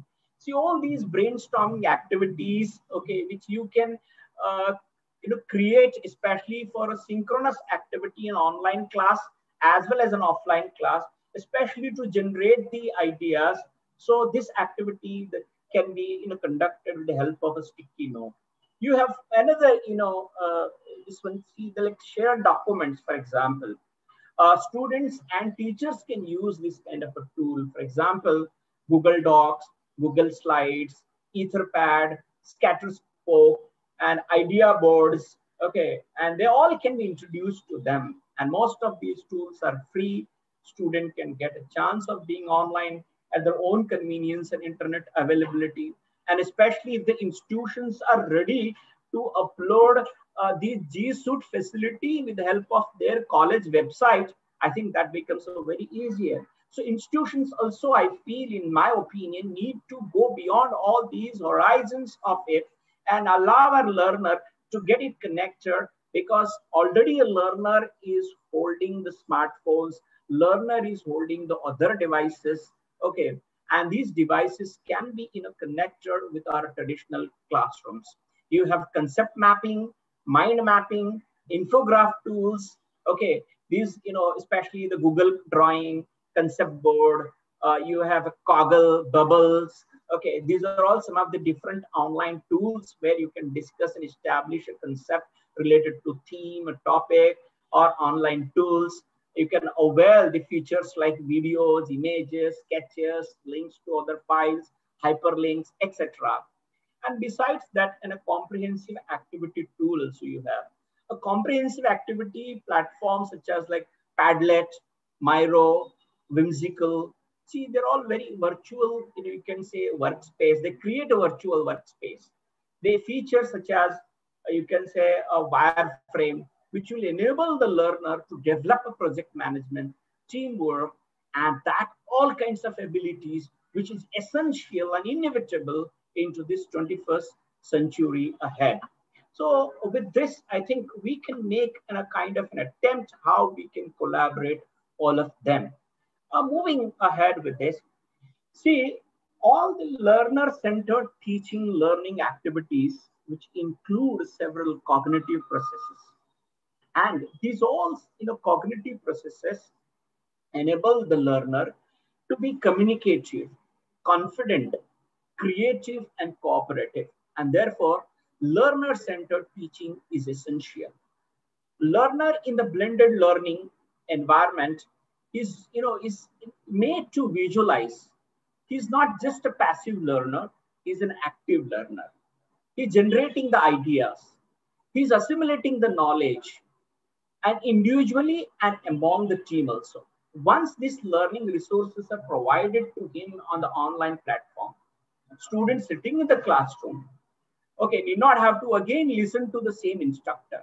Okay, here it can be, all the activities can be made to work in such a way that this synchronous activity can be generated through the use of all these kinds of learner-based, what you say is a pedagogies or online classes, where it's, as I said, generating ideas, brainstorming, concept mapping, creative presentations, exposure to the real world, case studies, cooperative learning strategies can be, brought in together, and they can be very much, accommodative for the learning process and the face-to-face learning as well as an online learning also. So the blended learning is not just, a simple one to make it. You can widen the horizon of this blended learning, and you can try to, expand it to the need and the hope of the learner in this one. So you have another way in which you can make your online class as well as your offline class a blended, learning class with the help of the project, which we call this, idea is a project-based learning. Because this is a very advantageous project-based learning. Because even if you give any traditional lectures, it can act as a supplementary, resource provider for your existing mode of delivery of the lecture.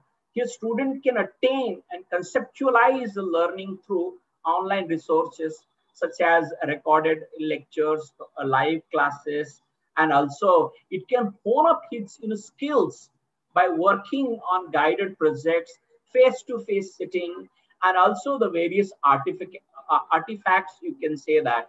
So during this project, his overall learning process is directed towards supplementing and conceptualize his learning in a very constructive and a very definite manner. So therefore, these platforms for delivering online lectures, platforms for managing the collaborative projects, platform for student assessment and feedback can be brought in together, can be amalgamated together. They can be brought in the synchronized this one. So this is also one of the finest blended way of learning. Though I may look like to be very haphazard because I'm going one of other, because each method may not be applicable to some of the disciplines, but I'm trying to give you an overall overview of this entire idea of collaborating the various online tools as well as the existing conventional tools together, just not to just make the bridge or a gap between bridge the gap between both of them, but also to enhance the new way of learning for the teacher as well as for the learner. And this will bring the entire class of this advanced learner on a different kind of a platform, wherein there won't be any kind of a difference between a learner who is sitting in a metropolitan city or a learner who is sitting in a Pimpalgaon in Nashik, or a learner who is sitting somewhere in the northeastern India, or learner who is somewhere in the jungles of the Nigeria. So what is important for us is to institutions need to design the policies that how best we can create the infrastructure for our learner as well as for our teacher, so that this blended approach, which is conceptualized by the UGC as well as the NEP, can be brought in together, and we can make and ensure the different kind of a classrooms for the new generations. Are traditional age-old classrooms with the chalk and the duster or in the blackboard, they will fade away. The student will lose the interest. They already lost most of their interest. If we as a teacher wants to bring all of that learning class into the classroom as well as on the online platform, we need to change our vision. We need to change our concept of understanding this blended learning. So, and this is not too costly. This is a very, very cost effective one. It can be combined with our traditional way of learning and teaching methods. So therefore, it is a very important for all of us to understand in a very better way of this. So kindly give me just 5 more minutes to conclude this entire one, because I understand I have already made aware the organizers that I may need at least not less than an hour, because there are few concepts that which I wanted to share with all of you, because without these concepts, it's very difficult for me to completely provide you an idea of this blended learning in a given classroom. So let me have a brief idea about these approaches in a blended classroom learning. Okay, so here you have a face-to-face video lectures like shared with the students, the entire, of course you can use pen drives, CDs, e-textbook, and again, it depends on the kind of a broadband that you are providing. Then you have an internet-based learning. Okay, here you can use the projects, promote self-learning, project-based learning, as I already mentioned to you here. There are tab-based remote learning, like for evaluations, examinations. Okay, you can allow the digital pens to be used for a tactile learners to make them learning very portable. They can write, they can convert their entire writing into a digitalized diary, and then it can be accessed from anywhere. You have satellite-based TV channels. The government is also promoting all these kinds of things. So we have to ensure that each institution should have at least in a virtual lab wherein all these kinds of equipments can be allowed for the learner to access for it. So you have a very important aspect to understand from these point of view. So you have a computing devices, for example. What kind of computing devices are required for a blended learning? Or you can say, creating a conventional classroom into blended learning. Of course, you require mobile phones, laptop, desktops, okay, lab devices, okay, you need audio-visual devices, smart board, conference solutions, the voice recorders, and then you require a graphic board tablets, the stylus pens, okay, and satellite-based TV channels, and then you have you can use like a remote VPN facility also, where the faculty and student can access with the all kinds of computers even at a home as well as even in your school or in a college. So that can be done in here in this case. So again, to create this entire kind of things that you should have to make where a blended learning environment can be created for it. Okay, so blended learning environment can be created by allowing them to access for the e-resources through all OERs. Okay, creating the links and allowing them to use all these links, especially digital libraries like InflibNet, Sodhganga, Kavayitri. So many are there. Now you can just make you can make a list of them and how you can make. See, especially because what we need to think, because we have to create a different committee or a cell which can be dedicatedly work on with these kinds of new techniques and how to create a blended learning. Only then the concept of the UGC will percolate into the minds of every individual learner as well as the teacher. So you can make, so we have a different ways how we can do that. Okay, you can make the MOOCs and SMOOCs usable and very user friendly. Allow the learner to attend the virtual sessions of the instructor. Okay, even the live classroom in a physical classroom can be made live. Let learner sitting at remote corner who is unable to reach to you can also listen to you, or any learner who is not enrolled in your classroom but he wished to listen to you can also be accessed in it. So maybe there are lots of technicalities, legalities, and lots of framework need to be readjusted, re-understood, and then reinterpreted and recreated, so that we try to define a new kind of a classroom in the coming future. So it's a very important. So you can make, for example, you can make your all students to submit their assignment online through your LMS system. Let your instructor sit at any corner of the place, let him assess it and give him the marks.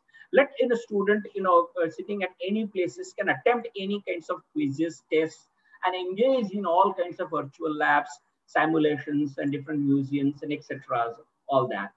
So what is important here is we have to understand from a different perspective. Remember that. See, if, for example, the one way of how this environment can be created in a face-to-face.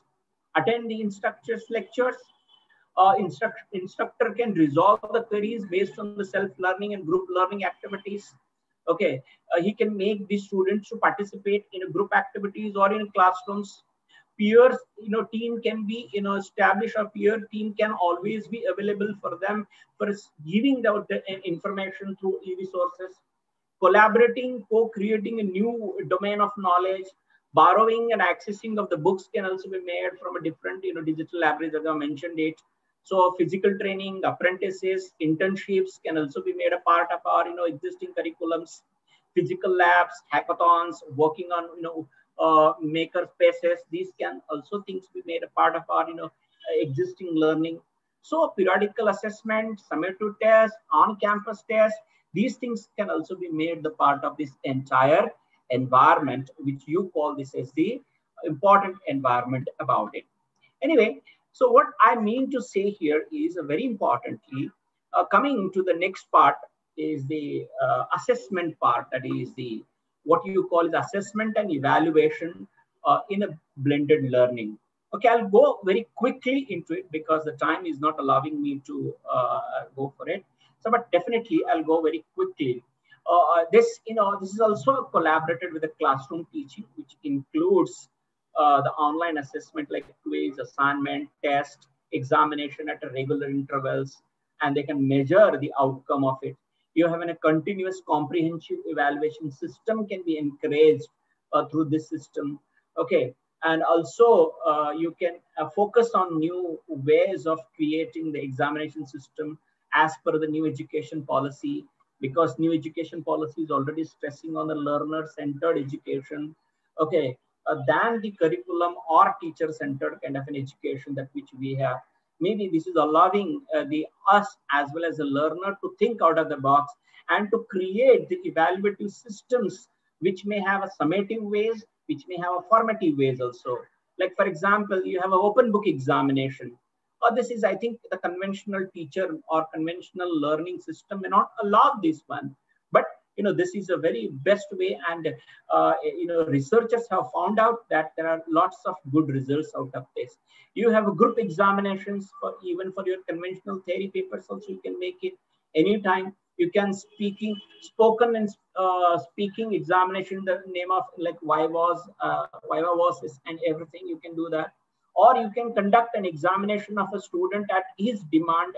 That once if he has studied at some certain period of time and he wants to appear for an exam. So we need to create such kinds of ways how we can make it to cater to him. So we of course, again, I know it's a very easy for me to ideally talk about all these things, but looking into the various constraints of our workload, looking into the various constraints of our additional non-academic works, because I'm an IQAC coordinator, I understand that in which way we are all working and how tightly we are packed and completely we are being stretched beyond our capacity. But still, I find that there is, of course, a hope because teacher is a teacher and we have to think from a very different point of view. So there's one more method which in e-portfolio. See, this e-portfolio can be part of your college website. Here, some best assignment can be displayed. The learner can go through all these kinds of assignment. He can find out what kind of experience and the challenges that learner has experienced while he's preparing such kind of assignments. So it definitely shows an overall approach, attitude, philosophy towards this learning life, and also it will allow his academic resume to display. So that is a very important and comprehensive tool. You can use it. So these tools are also very important one which can be blended together. And before I could conclude, this is the last slide which I wanted to talk to you about, is about a continuous feedback system, which is a very important support and essential effective way of learning. Apart from face-to-face feedback, online technologies and methods can be used to provide feedback to support learning. Instructors can use audio and video inputs, written text, or in text in the comments, or provide the feedback. Maximum feedback for all students can worked out, and this will help and encourage the learner to achieve the learning outcomes. Student can also engage himself in providing the peer feedback also by reviewing each other's work, can comment on the blogs, can comment on the various discussion forums. Similarly, students can also give a feedback to the instructors also. So the self-feedback, peer group feedback, teaching learning process feedback, learning resources feedback, feedback on instructor, feedback on the learner's activities, outcome of his activities. Okay, they all can form a backbone of the blended teaching and learning in a classroom. So this is very important, because a conventional classroom, if we have to expand beyond the horizon, we need to think out of the box. And therefore, it is very important for all of us to now work towards the concept which has been envisaged and visioned by the NEP as well as the UGC. So I find this is a very challenging, task ahead before all of us, because we all have been trained in all kinds of a conventional way of teaching and learning till now. But beyond this, the pandemic has already showed us that, we can, and we can create a framework, we can create an environment, we can create an infrastructure, we can create a complete resources wherein all the learner as well as the facilitator, I don't call me as a teacher, but a facilitator can be brought in together and complete the activity of learner or learning or teaching becomes a student-centric. So with this, I shall pause to answer a few of your queries, if any. But before that, I wish to thank my friend Lieutenant Dr. Vijay Chaudhary for inviting me to this and giving me this opportunity, and also thank all the conveners to interact and to talk to such a lovely, a very learned and highly qualified kind of audiences. And this is, my point of view on the blended learning.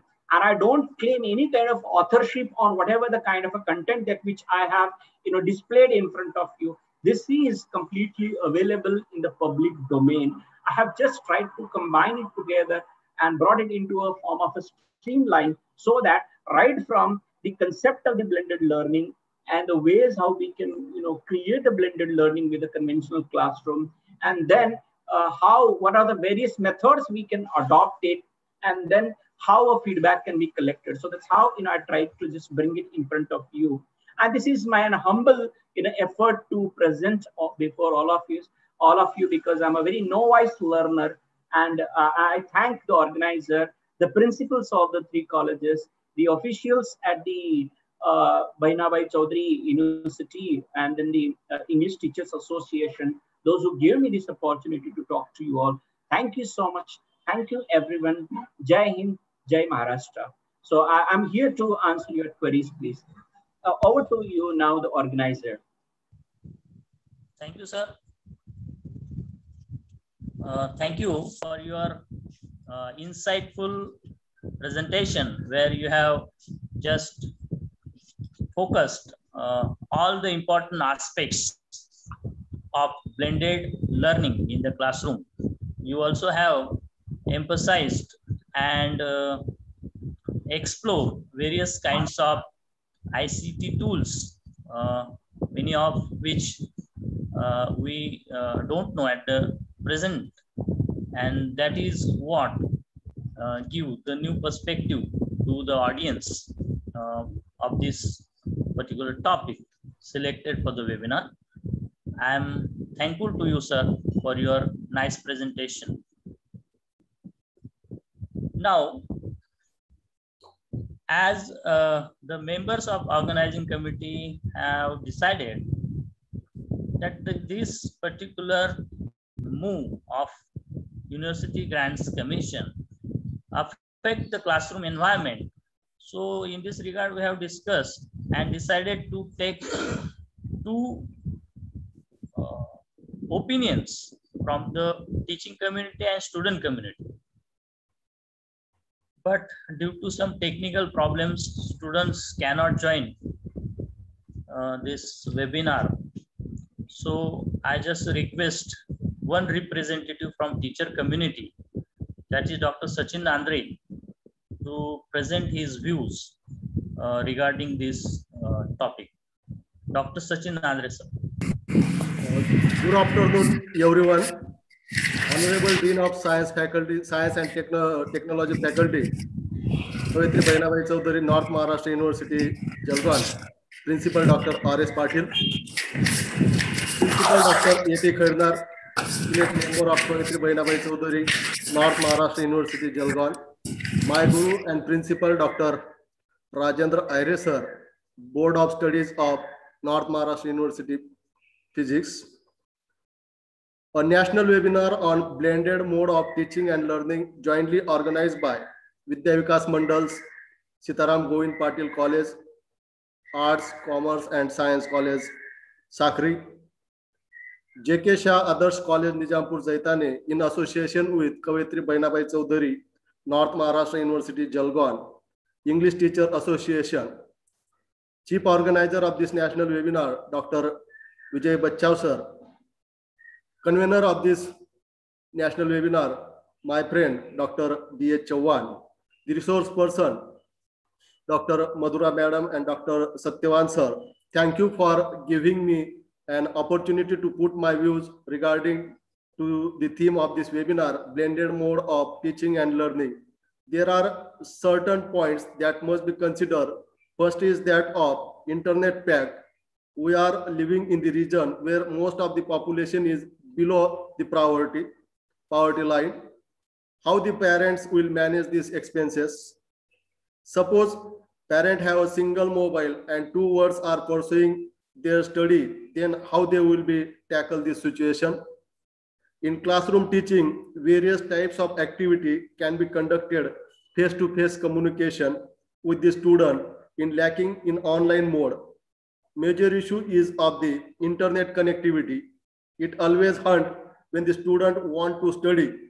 Its skill to spirit of learning. In this way, we can put various points. Use of technology is rarely hazardous. Everyone should think both sides of the issue with objectivity that will show the right path. Inability on focus on the screen for many students. One of the biggest challenge of online learning is the struggle with focusing on the screen for long period of the time. With online learning, there is also greater chance for students to easily distracted by social media or other sites. Therefore, it is imperative for the teacher to keep their online classes crisp, engaging and interactive to help students stay focused on the lesson. Sense of isolation, students can learn a lot from being in the company of their peers. However, is an online class, there are minimal physical interaction between students and teachers. This is often results in sense of isolation for the students. In this situation, it is imperative that the school allows other forms of communication between student and peers and the teacher. This can be include online classes, emails, and video conferencing that will allow for face-to-face interaction. and reduce the sense of isolation. Thank you very much for patient listening. Thank you to all of Jai Hind, Jai Maharashtra. Over to Chauhan, sir. Thank you, sir, for your observations that we have just experienced during this last year, and the experience of online teaching and learning. And you are the practicing teacher and you are representative of the teachers community. So your views are important to take into consideration.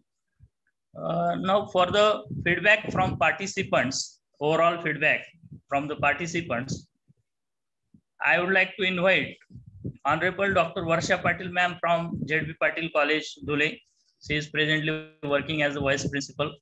Ma'am, please present your views as participant for the feedback of the overall organization of the webinar.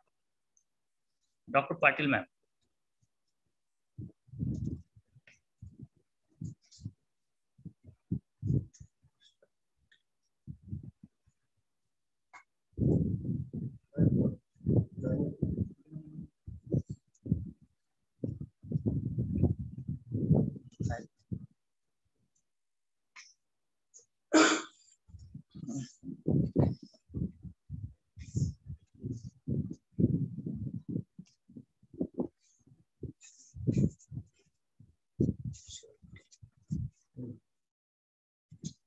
Dr. Patil ma'am.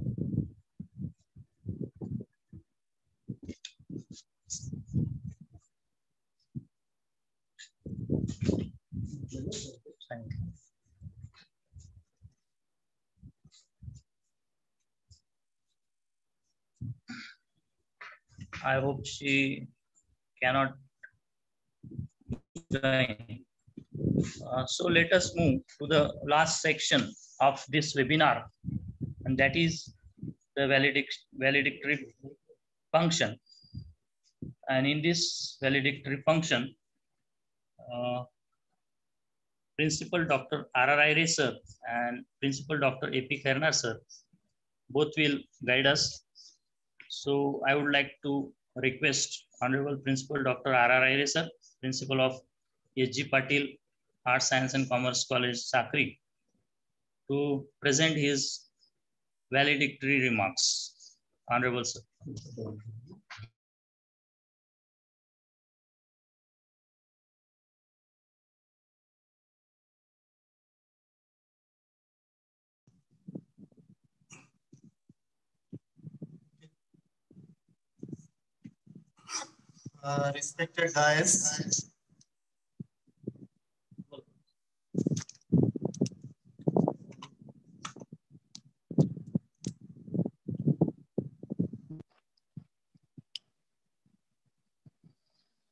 Respected dais, inaugurator of today's function, Honorable Principal Dr. R.S. Patil, Dean Science and Technology Faculty, Kavayitri, Bahinabai, Chaudhari, North Maharashtra University, Jalgaon, principals from various colleges, honorable resource persons, Dr. Madhura from Mysore University, Dr. Satyavan from KJ Somaiya College, Mumbai, Principal Dr. Ashok Khairnar, sir, President of Kavayitri Bahinabai Chaudhari, North Maharashtra University English Teachers Association, Office Bearer of KBC NMU English Teachers Association, and dear participants, my friend Professor Sanjodada Sonone, and all the principals from the various colleges. I'm very much impressed by this webinar, jointly organized by S.G. Patil College, Sakri, Jagannath Kadwadas Adarsh College, Nijampur, and Kavayitri Bahinabai Chaudhari, North Maharashtra University English Teachers Association.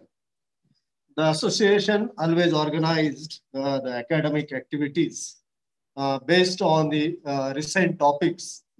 Today's topic of webinar is very apt and essential for all of us. The resource person nicely presented their views regarding the blended mode of teaching and learning. I would also like to share my views with you. On the day of the coronation, I pay homage to the Chhatrapati Shivaji Maharaj. Friends, blended mode of teaching and learning is designed to meet the personal learning needs to the every college student by allowing tutors to formulate the personalized educational strategies and instructions. It combines both the face-to-face and online communication between the learners and educators. Due to this combination, students can work with the tutor when they are at colleges as well as use additional online resources at home.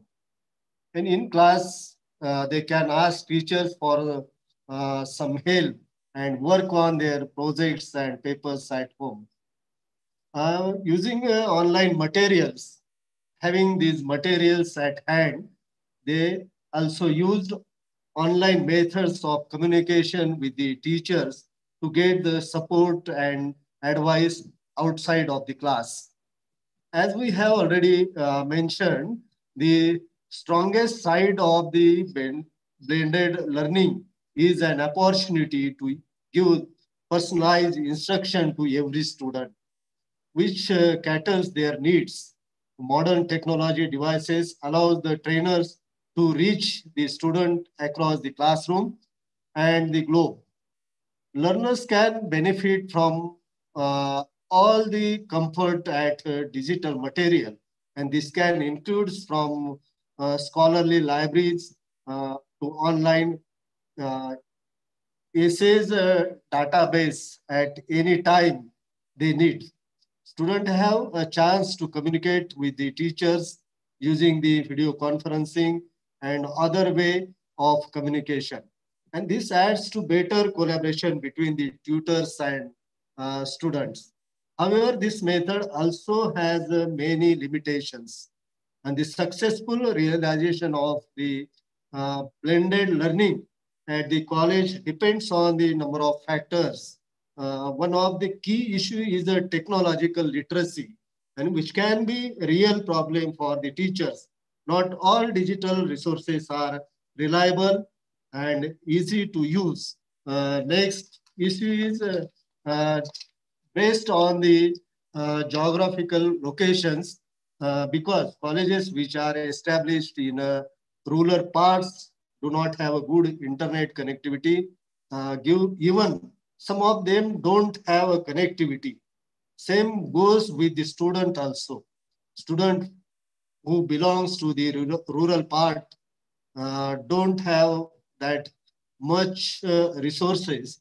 And so before implementing 60/40 pattern, we need make to sure that everyone gets perfect resources. And blended learning makers, teachers overwork. There is a great deal of additional work for teachers involved in all stages of blended learning.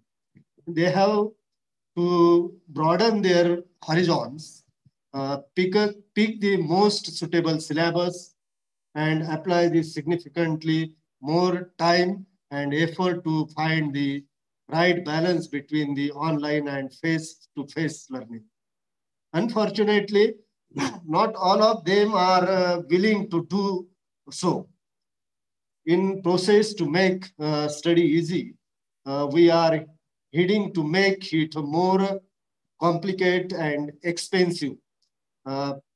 Many students are not happy with this fact that they have to pay more for their education, internet expenses, maintaining devices. Sometimes it takes a lot of time that makes the student and teachers frustrated. In country like India, we will have to face many problems regarding technology and infrastructure, which is required in the blended mode of teaching and learning. In last, I would like to conclude that this is the great initiative taken by UGC. It can be revolutionary step, but we don't know the future of this initiative. It makes have some pros, but at the same, it has a more cons. Thank you. Thank you very much.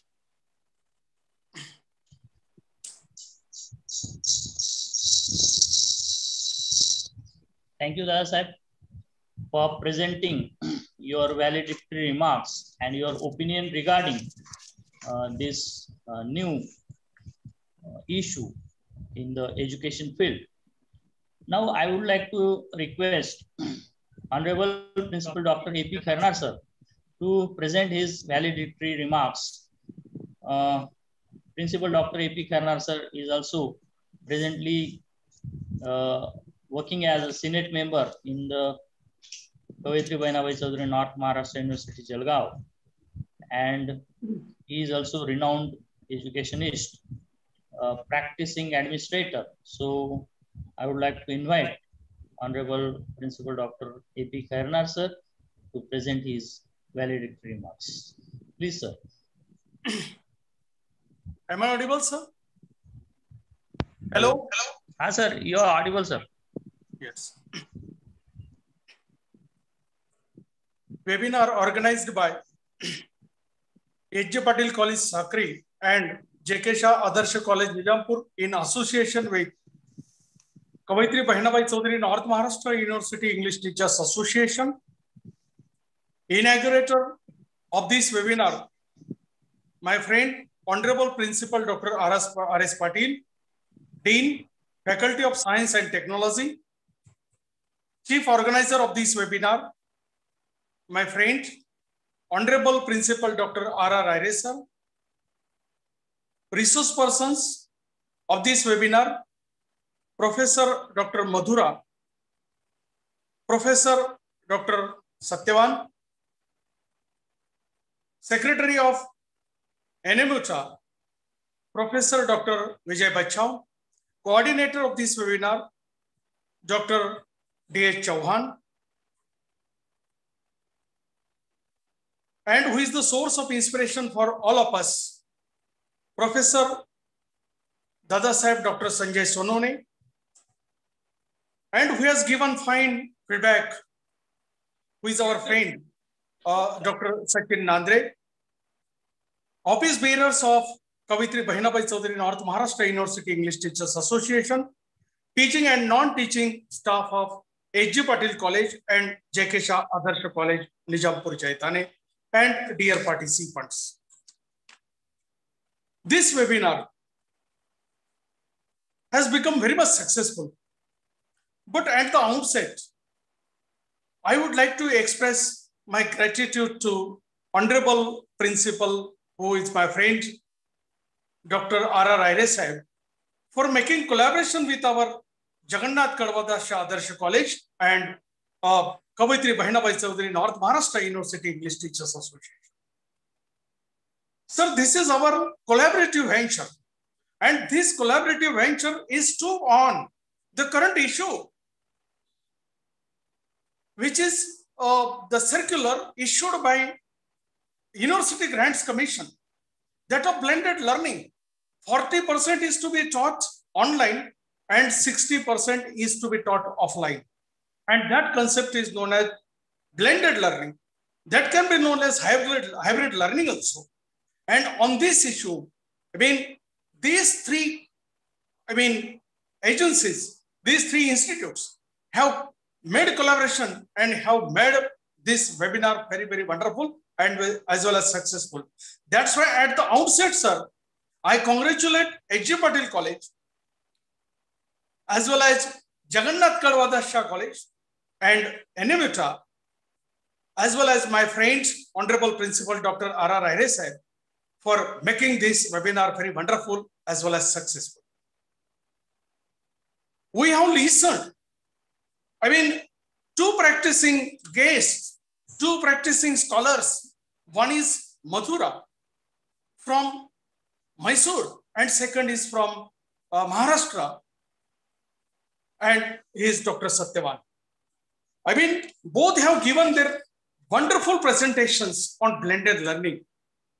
Dr. Madhura has presented effectiveness and challenges in blended mode of learning. And while presenting effectiveness and challenges in blended learning, she has presented why blended learning is essential. What is blended learning? In blended learning, what is the role of the teacher? What is the role of teacher in face-to-face learning? What happens in blended learning? How cost of education is reduced in blended learning, and how mass out media, videos and all those things, help us to make learning very much effective. She has supported blended learning, and blended learning is the effective platform of learning as well as teaching. She is of this opinion. Madam, I congratulate you for giving wonderful presentation and for presenting your thoughts. Your thoughts are really, thoughts from the ground reality. You are practicing teacher, you know what has been happening in the classroom and what has been happening with the, technology, or you can say in virtual classroom, taking into consideration all those aspects you have presented. But madam, I congratulate you for your wonderful, excellent presentation.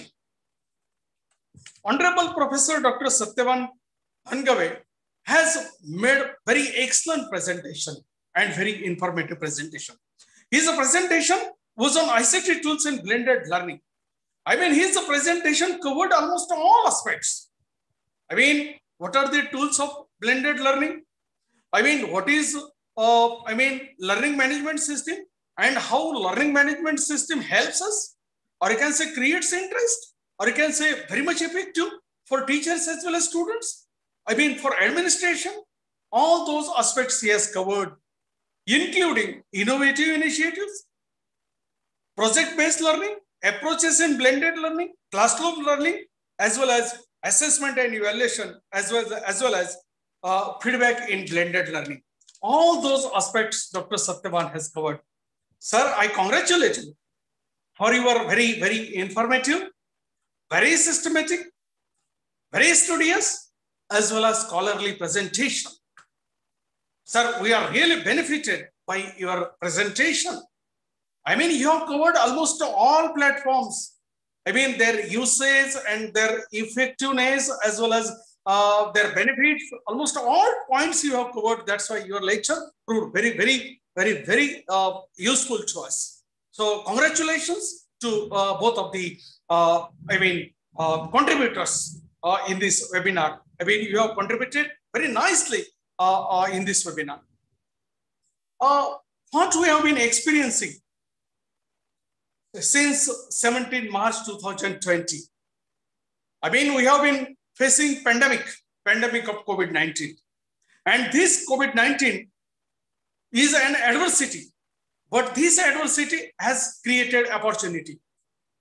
There is academic opportunity in this adversity. And that opportunity is in the form of integrating ICT.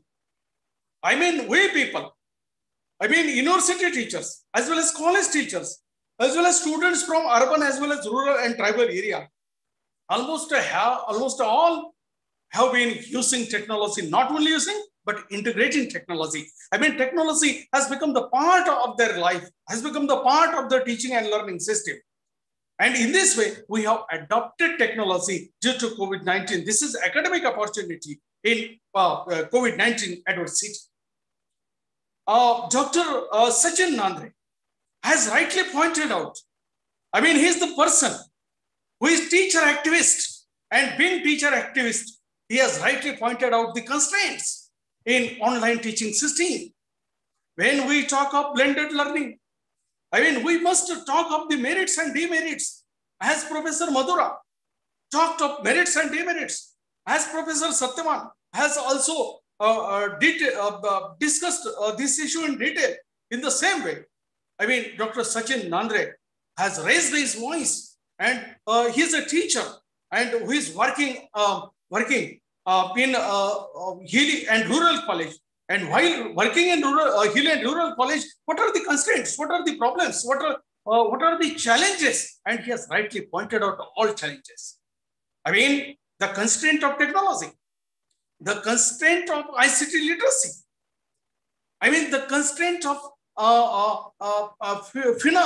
financial constraint.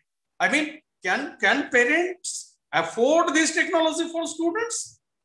I mean, is there any provision to college for ICT infrastructure? This is easy to introduce. Blended learning, this is easy to introduce. I mean, online platform, or you can say learning management system. But what happens? What happens? That has been presented rightly by Professor Dr. Sachin Nandre. Sir, congratulations. But when we talk of online learning, I mean, online learning is really good. I mean, this is the time we need to accept change. And change is the principle of nature. If we don't change, we will not survive. I mean, our survival is subject to change. I mean, subject to the acceptance of the change. We must accept this change. But while accepting this change, how much? How much should be online teaching? I mean, should it be 40% or should it be 20%? Can it be minimized? Or maximum weightage should be given to offline teaching? That we have to think. I mean, this is the point on which we have to think more. I mean, when we talk of online teaching, or you can say online platform, definitely this platform is very much useful. This platform is very much beneficial. I mean, we can have more, I mean, accessibility as well as availability of the resource persons, of the scholars, of the teachers, of the instructors, I mean, from the remote places, even from abroad. I mean, this is an opportunity. Only because of ICT, only because of online platform, we get this opportunity that we can invite scholars and instructors and professors and resource persons from different places. And this is very flexible mode of learning. This is very convenient mode of learning. I mean, we can learn at any time. We can see videos at our convenience. And that's why this is very flexible. This is very convenient. And this is the need of an hour. Though it is need of our, but there are certain constraints. For example, as Professor Satyavan talked about virtual laboratory. I mean, my friend, Principal Dr. R.R. Ahire Sahib has already opened the issue. I mean, this is good platform. I mean, Professor R.R. Ahire is a researcher, is a good teacher, and the best principal. I mean, when we talk of virtual laboratories, I know, I mean, the benefit of the virtual laboratory, that there are no brokerages. This is the straightforward benefit. No brokerages. I mean, no cost of education. It is available. It is available. I mean, this is the benefit of virtual laboratory. But is it sufficient?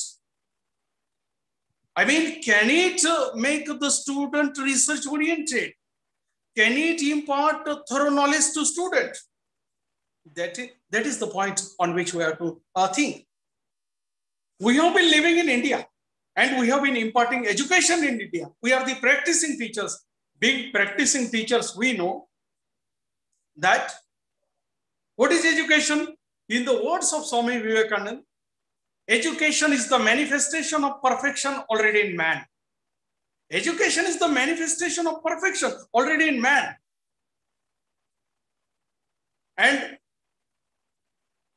what we find in conventional classroom, where there is face-to-face contact, I mean, where there is physical contact. I mean, when we teach online, when we conduct lectures online, I mean, we don't know what happens with audiences. I mean, what are the responses of the audiences? If they put their audiences, if they put their responses on chat box, we come to know, but we can't read their faces. We can't know their gestures. In classroom, in conventional teaching, I mean, we get that feedback, immediate feedback.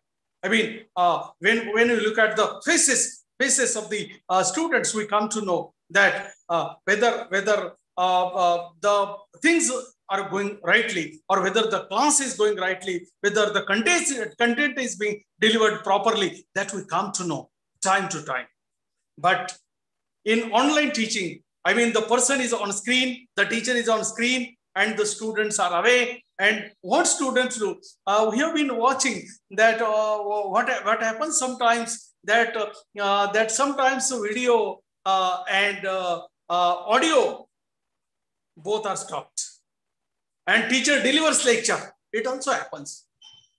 So education is the manifestation of perfection already in man. At the same time, we impart education for values, for national values, for universal values, for brotherhood.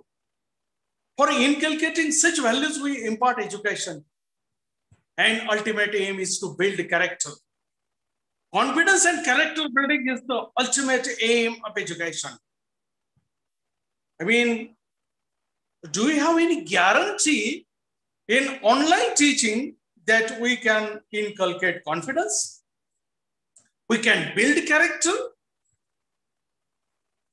I mean, we are just imparting information or inculcating wisdom. I mean, ultimate goal of education is not information, but wisdom. I mean, knowledge which leads to wisdom. That is the ultimate goal of education.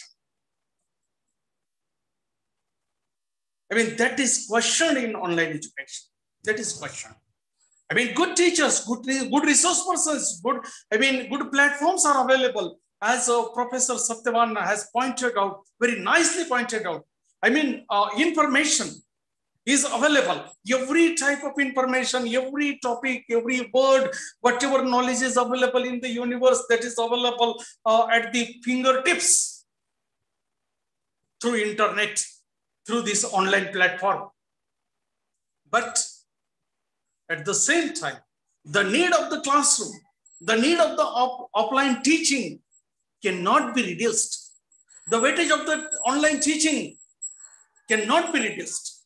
The importance of offline teaching remains, though keeping in mind due weightage to online teaching, since it is the need of the hour. That's why we have discussed almost all those aspects. And while discussing all those aspects, we come to know the importance of online education and more importance of offline education. And that's why UGC has declared 40-60 pattern even in education, that is blended learning. But while imparting blended learning, we must keep in mind that we have that tradition of Sri Krishna Sandipani, Maryada Purushottam Ram Vasishtha, Pitama Bhishma and Parshuram, Arjun Dronacharya, Eklavya Dronacharya. We have this system. 4G has come, 5G will come, 6G will come, number of Gs will come. But the weightage and importance of Guruji will not be reduced or cannot be reduced. The importance of Guruji will be there. Importance of teacher will be there, since we have Guru Shishya tradition in our India. And that Guru Shishya tradition is the supreme tradition. That's why offline with online components can be the best blended learning. Can be the best blended learning. We cannot deny online teaching. We cannot deny online components. That can be the matter of discussion and debate, that how much weightage is to be given to online, how much weightage is to be given to offline. But blended learning is the need of the hour. We cannot deny it. We have to change it, and change is the principle of nature, and we have to accept the change. We must welcome this change. But I am of this opinion that in the tradition of Guru Shishya, we cannot deny the importance of teacher. And what happens in the classroom, that is confidence building, character building, nation building, inculcation of values, and all those things are taught, and classroom is enjoyed. And that is the live classroom for which we are waiting. I mean, since March 2020, we have been in online mode, and we have been waiting for that live classroom.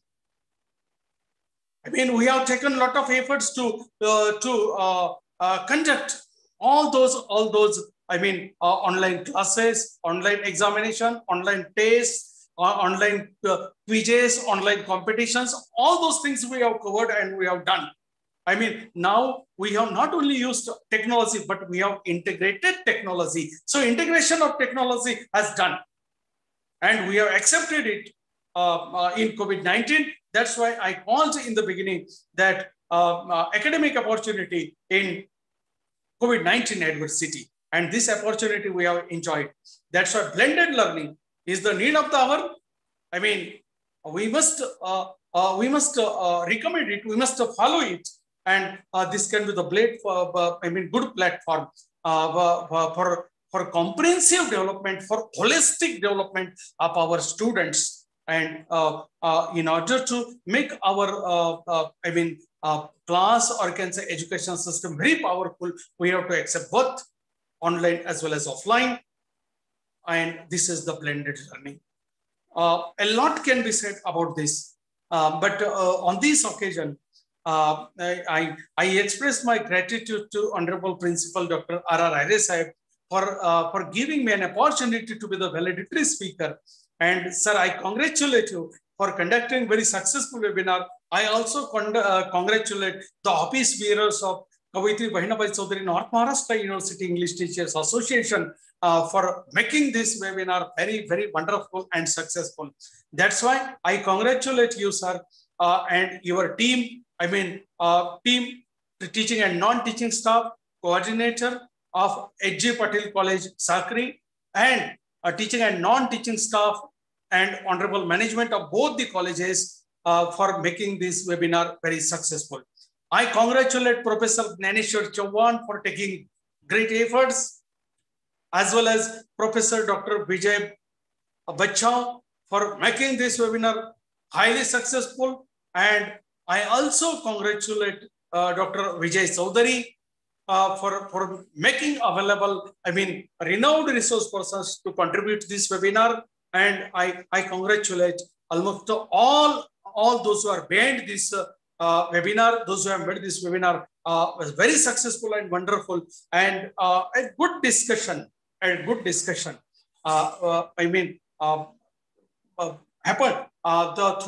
through this webinar. And I am very much grateful to Dr. Sachin Nandre for giving, facts and findings as teacher who is working on ground as a teacher activist.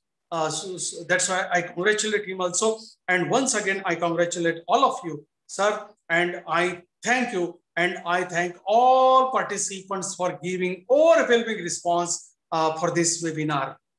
And thank you very much. Thank you, sir. Thank you.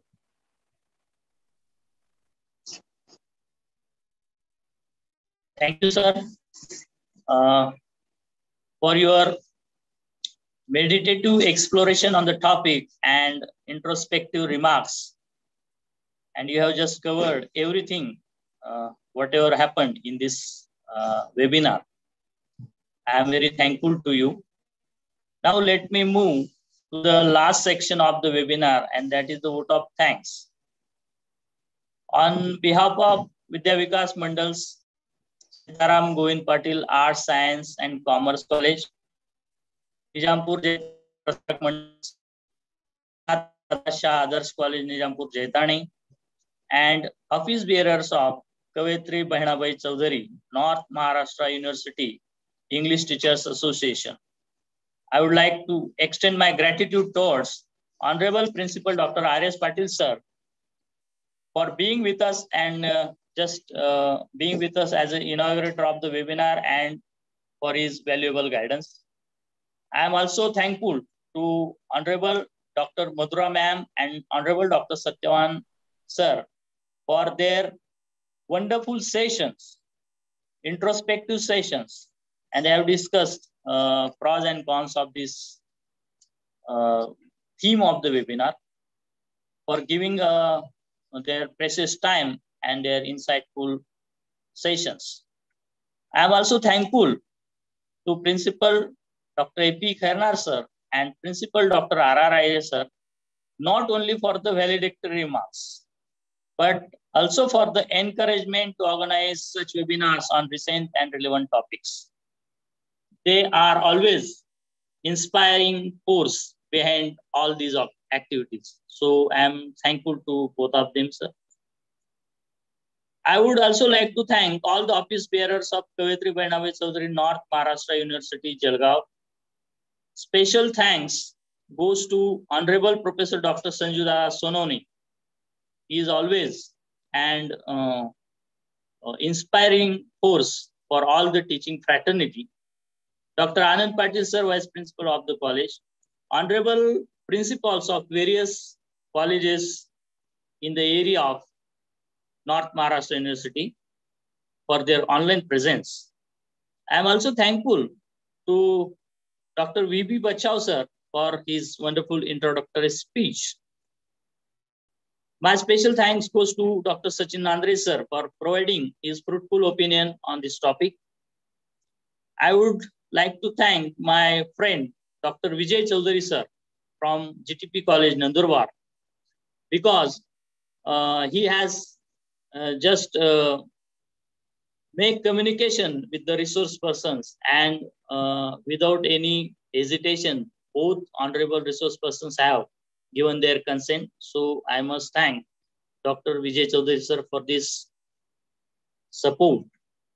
Dr. Deepak Nagrale and Dr. Hasin Tadvi from H.G. Patil College, they are the force behind this webinar and successful organization of this webinar. I am also thankful to the teaching staff and non-teaching staff of the both colleges, that is Vidya Vikas Mandal Sitaram Govind Patil Arts, Science and Commerce College, Sakri, and Nijampur-Jaitane Shikshan Prasarak Mandals Jagannath Kadwada Shah Adarsh College, Nijampur. Last but not the least, I must be grateful to all the participants from all over India who are present online and actively participate in this webinar. Thank you all. Thank you very much. And with the permission of the chairperson of this webinar, I declare the webinar is concluded here. Thank you. Thank you very much. Chavan sir, ask Chavan sir. बोला ना. For feedback, request for feedback to all of them. Feedback form.